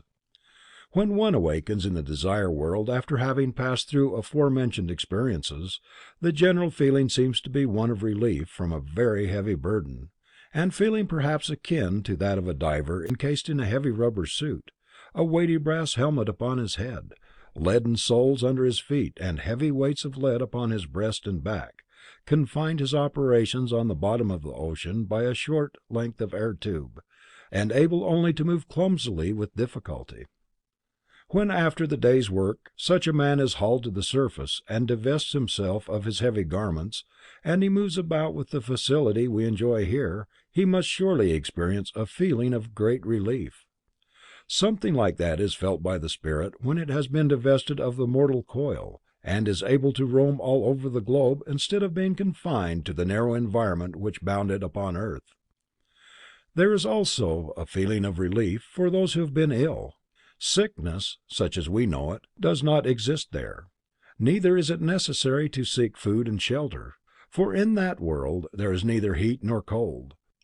Nevertheless, there are many in the purgatorial regions who go to all bothers of housekeeping, eating and drinking, just as we do here. George du Maurier, in his novel Peter Ibbetson, gives a very good idea of this condition in the life lived between the hero and the Countess of Towers. This novel also illustrates splendidly what has been said of the subconscious memory, for George du Maurier has somewhere somehow discovered an easy method which anyone may apply to do what he calls dreaming true. By taking a certain position in going to sleep, it is possible, after a little practice, to compel the appearance, in a dream, of any scene in our past life which we desire to live over again. The book is well worth reading on that account. When a fiery nebula has formed in the sky and commences to revolve, a little matter in the center where motion is slowest commences to crystallize. When it has reached a certain density, it is caught in the swirl, and whirled nearer and nearer to the outward extremity, what has by that time become the equator of a revolving globe. Then it is hurled into space and discarded from the economy of the revolving sun. This process is not accomplished automatically, as scientists would have us believe, an assertion which has been proven in the Rosicrucian cosmoconception and other places in our literature.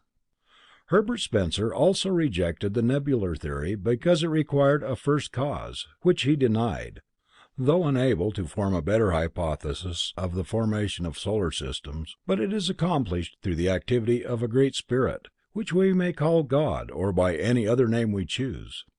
As above, so below, says the Hermetic axiom.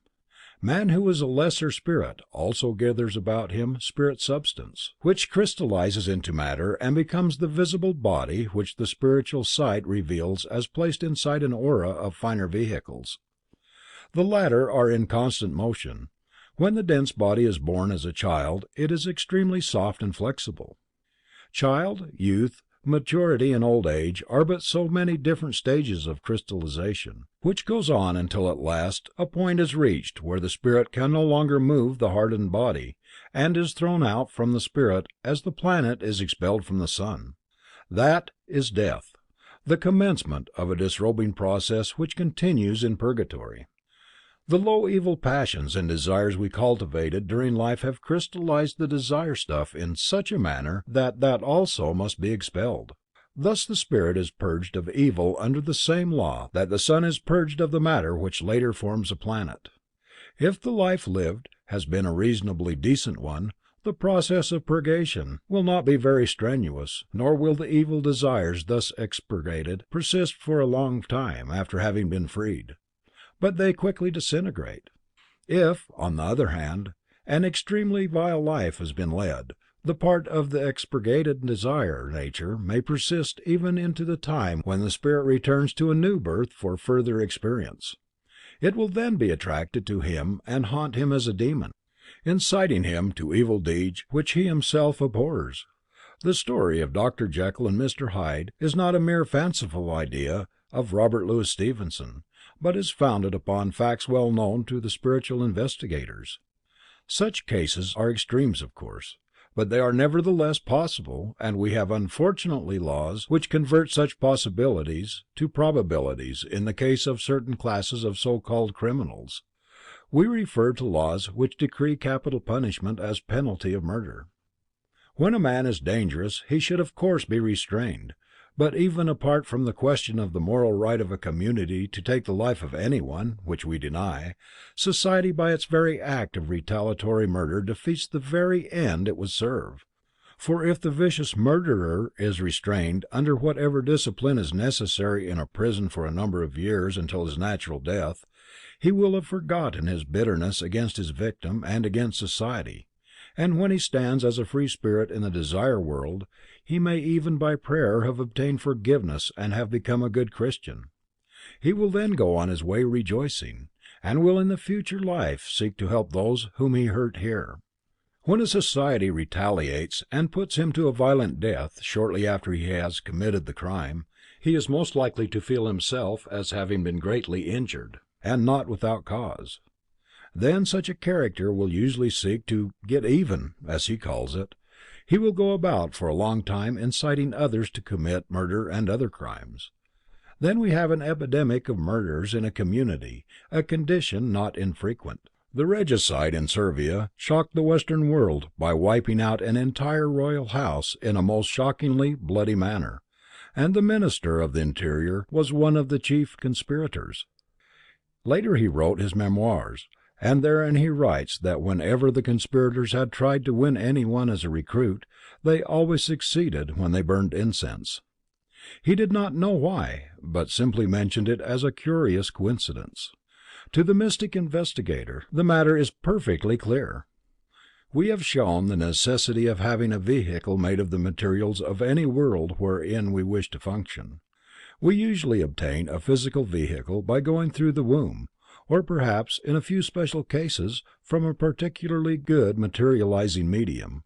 But where it is only necessary to work upon the brain and influence someone else to act, we need but a vehicle made of such ether as may be obtained from fumes of many different substances. Each kind attracts different classes of spirits, and there is no doubt that the incense burned at meetings where the conspirators were successful was of a low and sensual order and attracted spirits who had a grudge against humanity in general, and the king of Servia in particular. These malcontents were unable to injure the king himself, but used a subtle influence which helped the conspirators in their work. The released murderer who has a grudge against society on account of his execution may enter low gambling saloons where the fumes of liquor and tobacco furnish ample opportunity for working upon the class of people who congregate in such places, and the man whose spiritual sight has been developed is often sadly impressed when he sees the subtle influences to which those who frequent such places are exposed. It is a fact, of course, that a man must be of low caliber to be influenced by low thoughts, and that it is impossible to incite a person of benevolent character to do murder, unless we put him into a hypnotic sleep, as to make a tuning fork which vibrates to C sing by striking another attuned to the key of G. But the thoughts of both living and dead constantly surround us, and no man ever thought out a high spiritual philosophy under the influence of tobacco fumes or while imbibing alcoholic stimulants. Were capital punishment, newspaper notoriety of criminals, the manufacture of liquor and tobacco eliminated from society, the gun factories would soon cease to advertise and go out of business along with most of the locksmiths. The police force would decrease, so would jails, and taxes would be correspondingly minimized. When a person enters purgatory, he is exactly the same person as before he died. He has just the same appetites, likes and dislikes, sympathies and antipathies as before. There is one important difference, however, namely, that he has no dense body herewith to gratify his appetites. The drunkard craves drink, in fact, far more than he did in this life, but has no stomach which can contain liquor and cause chemical combustion necessary to bring about the state of intoxication in which he delights. He may and does enter saloons, where he interpolates his body into the body of a physical drunk, so that he may obtain his desires at second hand, as it were. He will incite his victim to drink more and more. Yet there is no true satisfaction. He sees the full glass upon the counter, but his spirit hand is unable to lift it. He suffers tortures of Tantalus, until in time he realizes the impossibility of gratifying his base desire. Then he is free to go on so far as that vice is concerned. He has been purged from the evil without intervention of an angry deity or a conventional devil with hails, flames, and pitchfork to administer punishment, but under the immutable law that as we sow, so shall we reap. He has suffered exactly according to his vice. If his craving for drink was of a mild nature, he would scarcely miss the liquor which he cannot there obtain.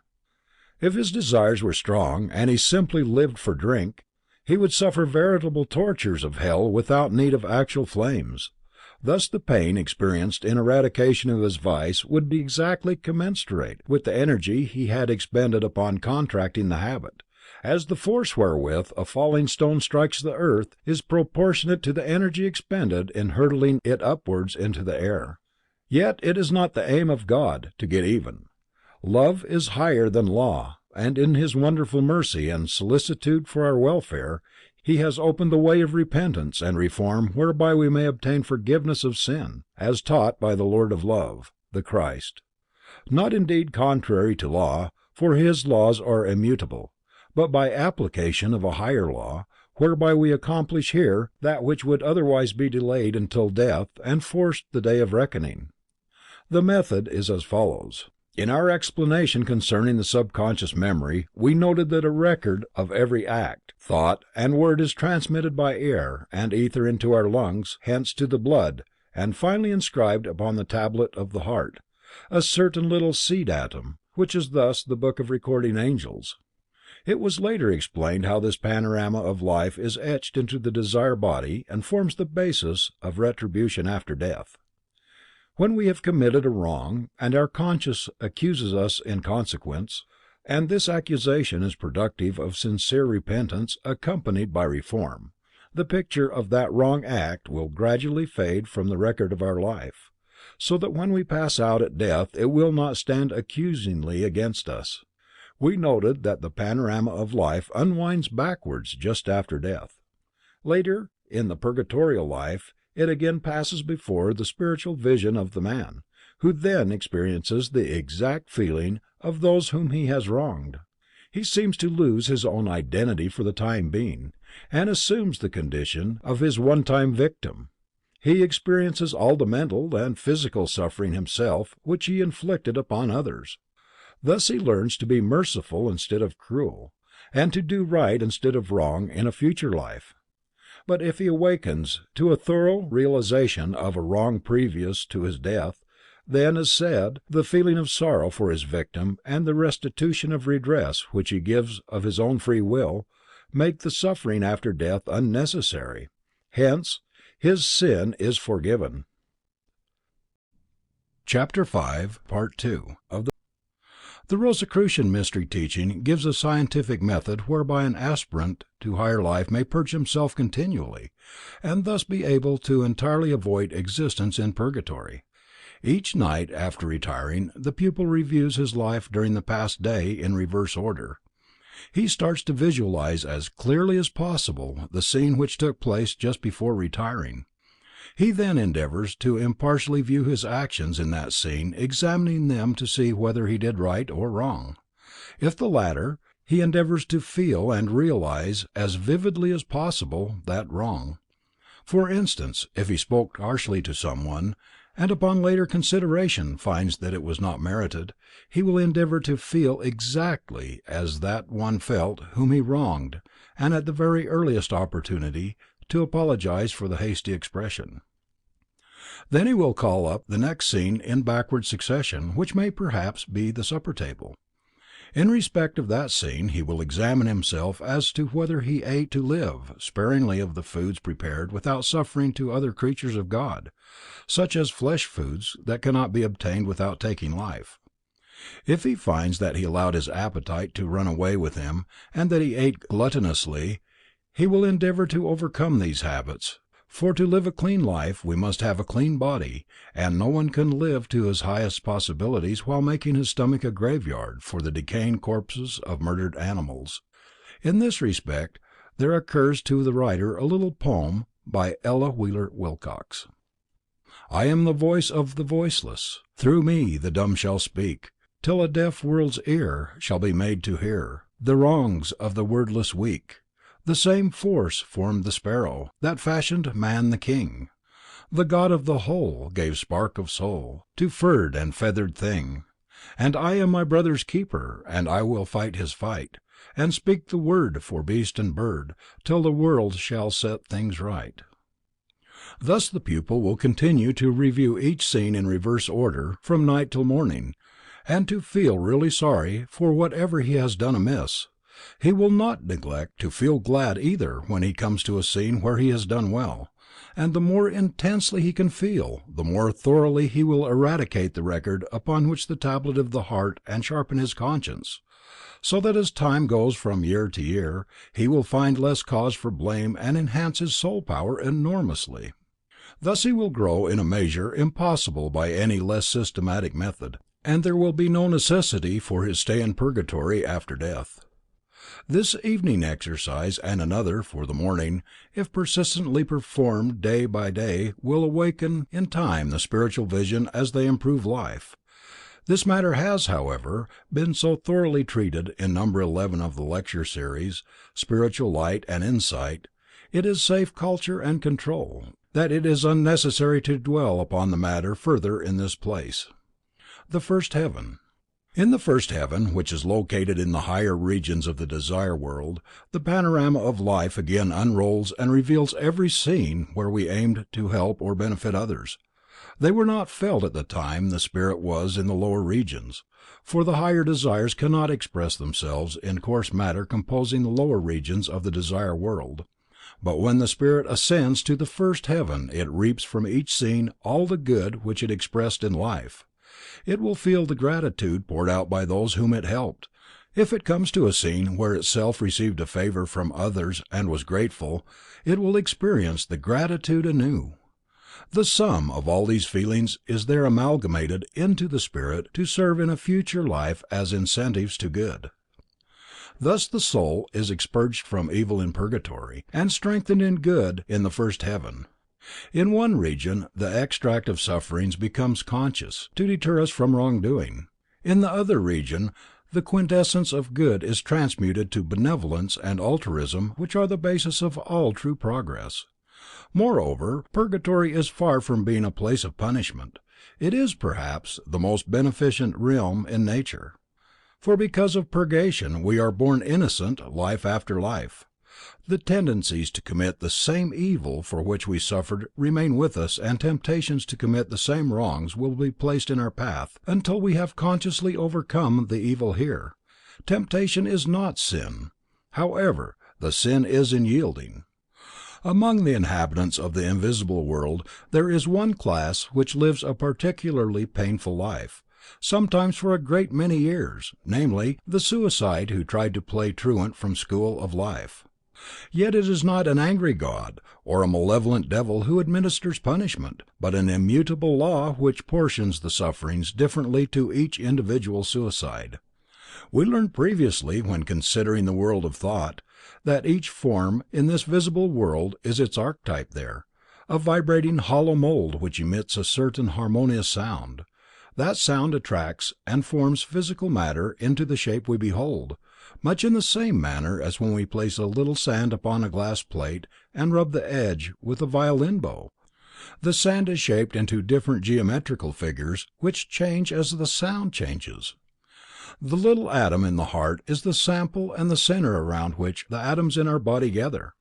When that is removed at death, the center is lacking, and although the archetype keeps on vibrating until the limit of life has been reached, also previously explained, no matter can be drawn into the hollow shape of the archetype, and therefore the suicide feels a dreadful, gnawing pain, as if he were hollowed out, a torture which can only be likened to the pangs of hunger. In his case, the intense suffering will continue for exactly as many years as he should have lived in the body. At the expiration of that time, the archetype collapses as it does when death comes naturally. Then the pain of the suicide ceases, and he commences his period of purgation, as do those who die a natural death. But the memories of sufferings experienced in consequence of the act of suicide will remain with him in future lives and deter him from similar mistakes.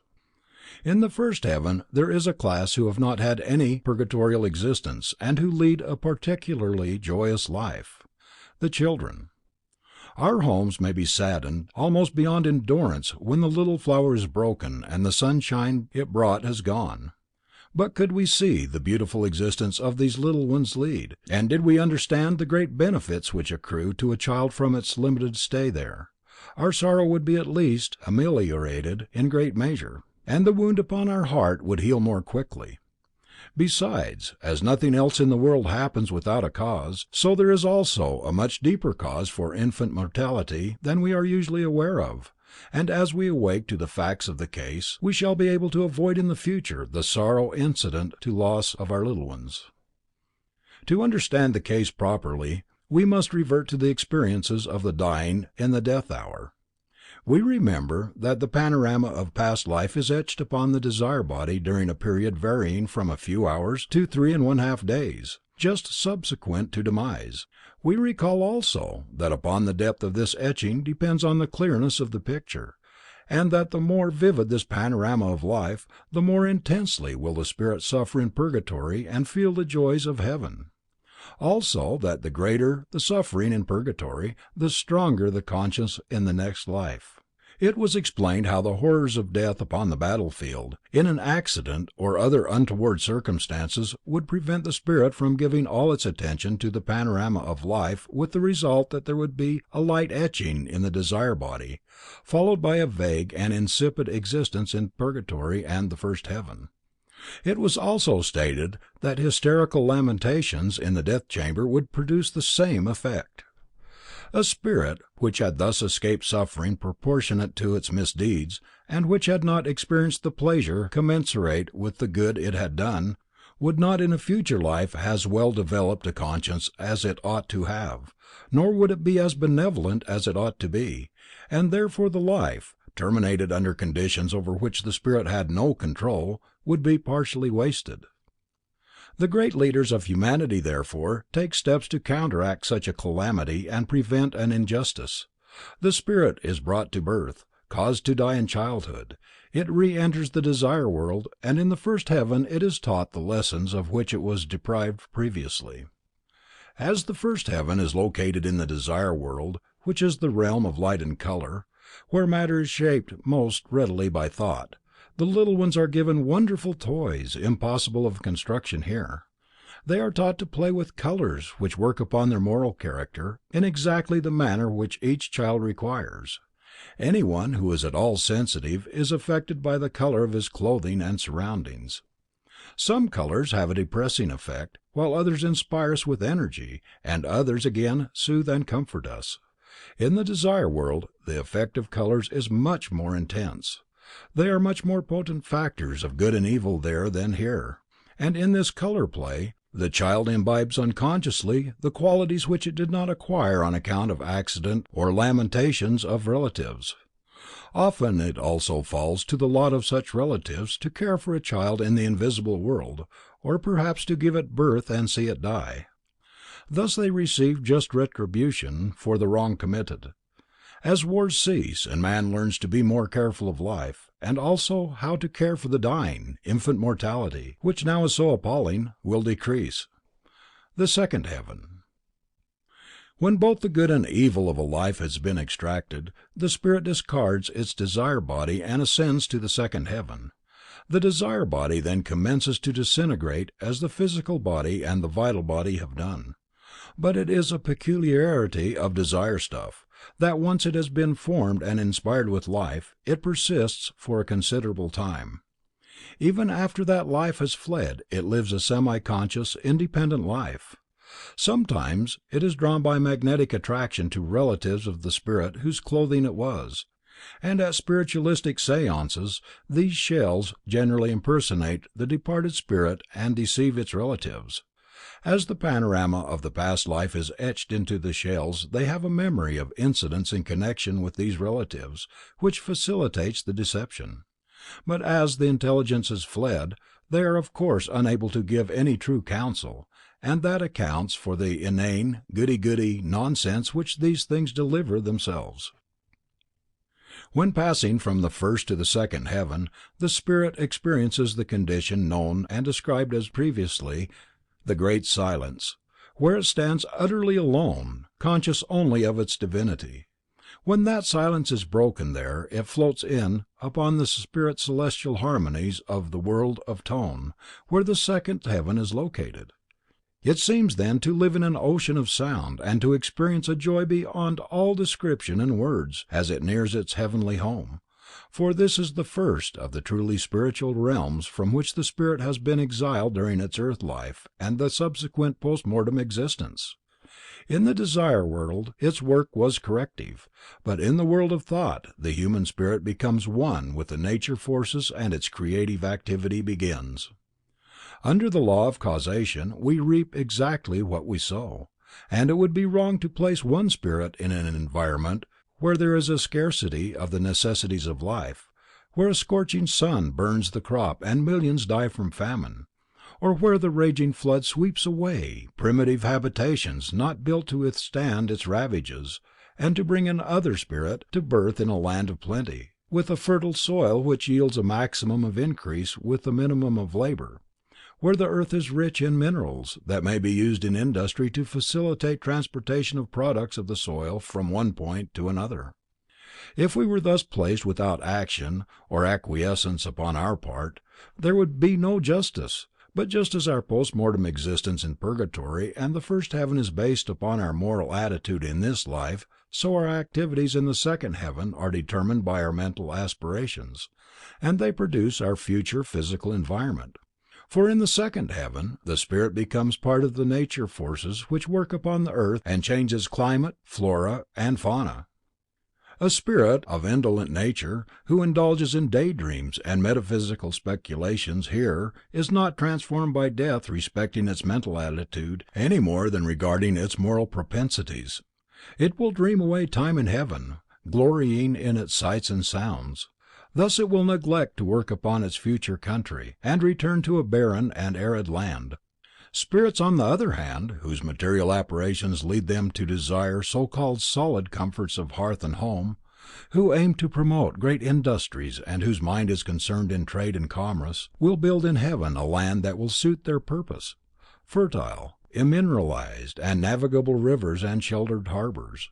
They will return in time to enjoy upon earth the fruits of their labors in the second heaven, as they reap the result of their life upon earth in purgatory and the first heaven. The third heaven. In the third heaven, most people have very little consciousness for reasons explained in connection with the region of abstract thought, for there the third heaven is located. It is therefore more of a place of waiting where the spirit rests between the time when it labors in the second heaven have been completed and the time when it again experiences the desire for rebirth. But from this realm inventors bring down their original ideas. There the philanthropist obtains the clearest vision of how to realize his utopian dreams, and the spiritual aspirations of the saintly minded are given renewed impetus. In time, the desires of the spirit for further experiences draw it back to rebirth. and the great celestial beings, who are known in the Christian religion as recording angels, assist the spirit to come to birth in the place best suited to give it the experience necessary to further unfold its powers and possibilities. We have all been here many times, and in many different families. We have had relations of varying nature with many different people, and usually there are several families among whom we seek re-embodiment to work out our self-generated destiny, and to reap what we have sown in former life. If there are no special reasons why we should take birth in any particular family among certain friends or foes, the spirit is allowed to choose its own place of birth. Thus it may be said that most of us are in our present places by our own prenatal choice. In order to assist us in making that choice, the recording angels call up before the spirit's vision a panorama in general outlines of each of the offered lives. This panorama will show what part of our past debts we are to pay, and what fruits we may be expected to reap in the coming life. The spirit is left free to choose between the several lives offered. But once a choice has been made, no evasion is possible during life. We have free will with regard to the future, but the past mature destiny we cannot escape, as shown by the incident record in the Rosicrucian Cosmoconception, where the writer warned a well-known Los Angeles lecturer that if he left his home upon a certain day, he would be injured by a conveyance, in head, neck, breast, and shoulders. The gentleman believed and intended to heed our warning. Nevertheless, he went to Sierra Madre to lecture upon the fateful day. He was injured in the places stated by a collision, and later explained, "I thought the 28th was the 29th." When the spirit has made its choice, it descends into the second heaven, where it is instructed by the angels and archangels how to build an archetype of the body which it will later inhabit upon earth. Also here we note the operation of the great law of justice which decrees that we reap what we sow. If our tastes are coarse and sensual, we shall build an archetype which will express these qualities. If we are refined and of aesthetic taste, we shall build an archetype correspondingly refined, but no one can obtain a better body than he can build. Then, as the architect who builds a house in which he afterwards lives, will suffer discomfort if he neglects to properly ventilate it, so also the spirit feels disease in a poorly constructed body. And as the architect learns to avoid mistakes and remedy the shortcomings of one house when building another, also the spirit which suffers from defects in its body learns in time to build better and better vehicles. In the region of concrete thought, the spirit also draws to itself materials for a new mind. As a magnet draws iron filings but leaves other substances alone, so also each spirit draws only the kind of mind stuff which it used in its former life, plus that which it has learned to use in its present post-mortem state. Then it descends into the desire world, where it gathers material for a new desire body, such as will express appropriately its moral characteristics, and later it attracts a certain amount of ether which is built into the mold of the archetype constructed in the second heaven, and acts as a cement between the solids, liquids, and gaseous materials from the body of parents, which forms the dense physical body of a child, and in due time the latter is brought to birth. Birth and child life.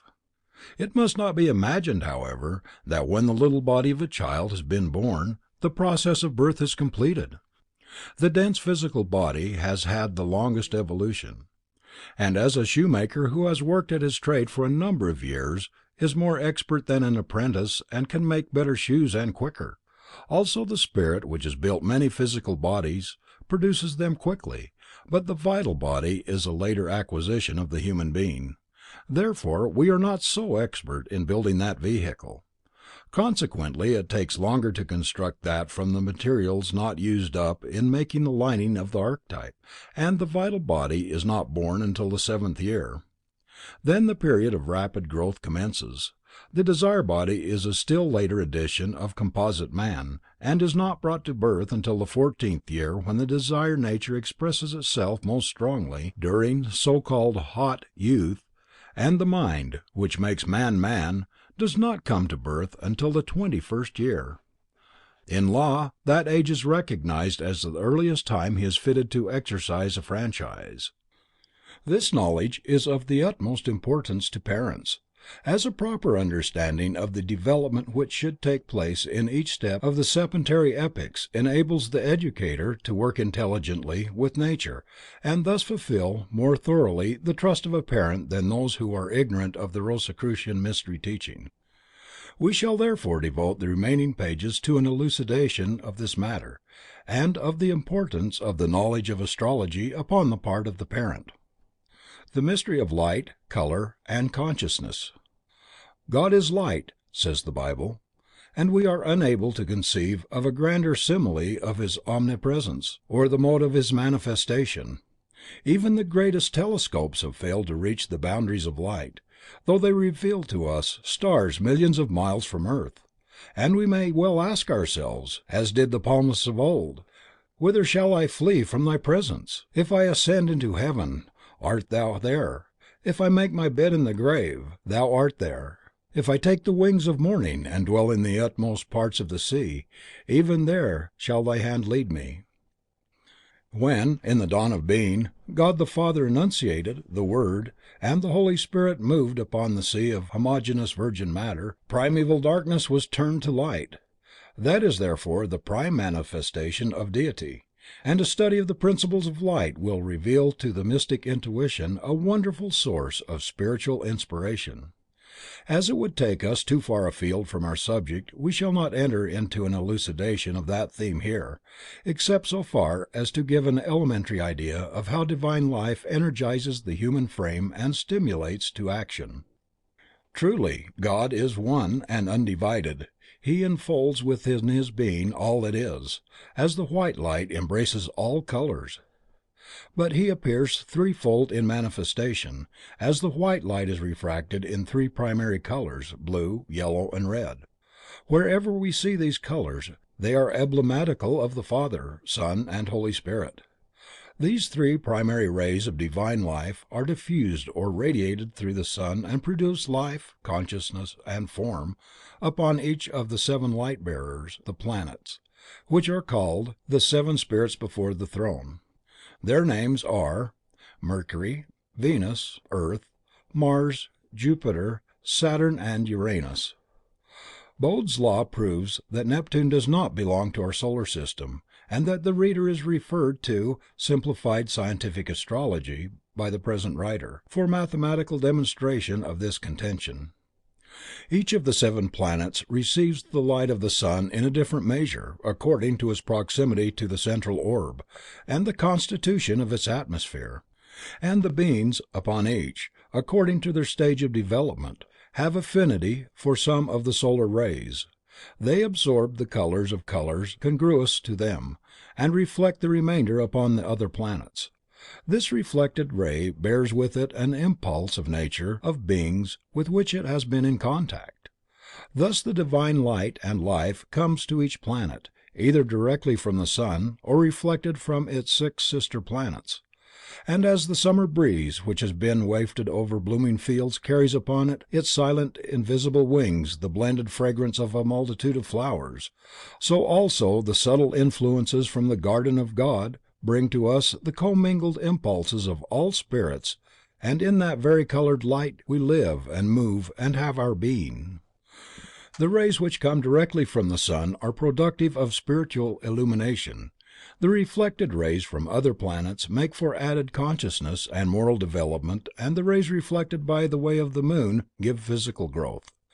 But as each planet can only absorb a certain quality of one or more colors according to the general stage of evolution there, so each being upon earth, mineral, plant, animal, and man, can only absorb and thrive upon a certain quantity of the various rays projected upon the earth. The remainder do not affect it or produce sensation, any more than the blind are conscious of light and color which exist everywhere around them.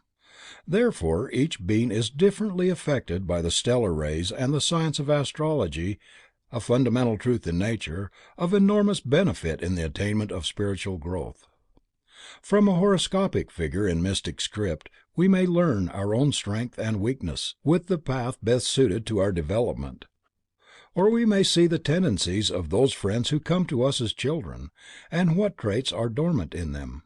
Thus we shall know clearly how to discharge our duties as parents, by repressing evil before it comes to birth and fostering good, so that it may bring forth most abundantly the spiritual potencies of the soul committed to our care. As we have already said, man returns to earth to reap that which he has sown in previous lives and to sow anew the seeds which make for future experience. The stars are the heavenly timekeepers which measure the year. The moon indicates the month when the time will be propitious to harvest or sow. The child is a mystery to us all. We can only know its propensities as they slowly develop into characteristics. But it is usually too late to check when the evil habits have been formed and the youth is upon the downward grade. A horoscope, cast for the time of birth in a scientific manner, shows the tendencies to good or evil in the child. And if a parent will take time and trouble necessary to study the science of the stars, he or she may do the child entrusted to his or her care with inestimable service by fostering tendencies to good and repressing the evil bent of a child ere it has crystallized into habit. Do not imagine that a superior mathematical knowledge is necessary to erect a horoscope. Many construct a horoscope in such an involved manner, so fearfully and wonderfully made, that it is unreadable to themselves or others, while a simple figure easy of reading may be constructed by anyone who knows how to add and subtract. This method has been thoroughly elucidated in Simplified Scientific Astrology, which is a complete textbook, though small and inexpensive, and the parents who have the welfare of their children thoroughly at heart should endeavor to learn for themselves. For even though their ability may not compare with that of a professional astrologer, their intimate knowledge of the child and their deep interest will more than compensate for such lack and enable them to see most deeply into the child's character by means of its horoscope. Education of children. Respecting the birth of the various vehicles and the influence which that has upon life, we may say that during the time from birth to the 7th year the lines of growth of the physical body are determined, and as it has been noted that the sound is builder both in the great and small, we may well imagine that rhythm must have an enormous influence upon the growing and sensitive little child's organism. The Apostle John in the first chapter of his Gospel expresses this idea mystically in the beautiful words, "In the beginning there was the Word, and without it was not anything made that was made, and the Word became flesh." The Word is a rhythmic sound which issued from the Creator, reverberated through the universe and marshaled countless millions of atoms into the complex variety of shapes and forms which we see about us. The mountain, the Mayflower, the mouse and the man are all embodiments of that great cosmic world which is still sounding through the universe, and which is still building and ever building, though unheard by our insensitive ears. But though we do not hear that wonderful celestial sound, we may work upon the little child's body by terrestrial music, and though the nursery rhymes are without sense, they are nevertheless bearers of a wonderful rhythm. And the more the child is taught to say, sing, and repeat them, to dance and to march to them, the more music is incorporated into the child's daily life, the stronger and healthier will be its body in future years. There are two mottos which apply during this period, one to the child and the other to the parent: example and imitation. No creature under heaven is more imitative than a little child, and its conduct in after years will depend largely upon the example set by its parents during its early life. It is no use to tell a child not to mind. It has no mind wherewith to discriminate, but follows its natural tendency as water flows down a hill when it imitates. Therefore it behooves every parent to remember from morning till night that watchful eyes are upon him all the time, waiting for him to act in order to follow his example. It is of the utmost importance that the child's clothing should be very loose, particularly the clothing of little boys, as chafing garments often produce vices which follow a man through life. If anyone should attempt to forcibly extract a babe from the protecting womb of its mother, the outrage would result in death, because the babe has not yet arrived at a maturity sufficient to endure impacts of the physical world. In the 3 septenary periods which follow birth, the invisible vehicles are still in the womb of Mother Nature. If we teach a child of tender years to memorize or to think, or if we arouse its feelings and emotions, we are in fact opening the protecting womb of nature, and the results are equally as disastrous in other respects as a forced premature birth. Child prodigies usually become men and women of less than ordinary intelligence. We should not hinder the child from learning or thinking of his own volition, but we should not goad them on as parents often do to nourish their own pride. When the vital body is born, at the age of 7, a period of growth begins and a new motto, or relation rather, is established between parent and child. This may be expressed in two words: authority and discipleship. In this period the child is taught certain lessons which it takes upon faith in the authority of its teachers, whether at home or at school, and as memory is a faculty of the vital body, it can now memorize what is learned. It is therefore eminently teachable, particularly because it is unbiased by preconceived opinions which prevent most of us from accepting new views. At the end of this second period, from about 12 to 14, the vital body has been so far developed that puberty is reached. At the age of 14, we have the birth of the desire body, which marks the commencement of self-assertion. In earlier years, the child regards itself more as belonging to a family and subordinate to the wishes of its parents than after the 14th year. The reason is this: in the throat of the fetus and the young child there is a gland called the thymus gland, which is the largest before birth. Then gradually it diminishes through the years of childhood and finally disappears at ages which vary according to the characteristics of the child. Anatomists have been puzzled as to the function of this organ, and have not yet come to any settled conclusion, but it has been suggested that before development of the red marrow bones, the child is not able to manufacture its own blood, and therefore the thymus gland contains an essence, supplied by the parents, upon which the child may draw during infancy and childhood, till able to manufacture its own blood. That theory is approximately true, and as the family blood flows in the child, it looks upon itself as part of the family and not as an ego. But the moment it commences to manufacture its own blood, the ego asserts itself. It is no longer Papa's girl or Mama's boy. It has an I identity of its own. Then comes the critical age when parents reap what they have sown.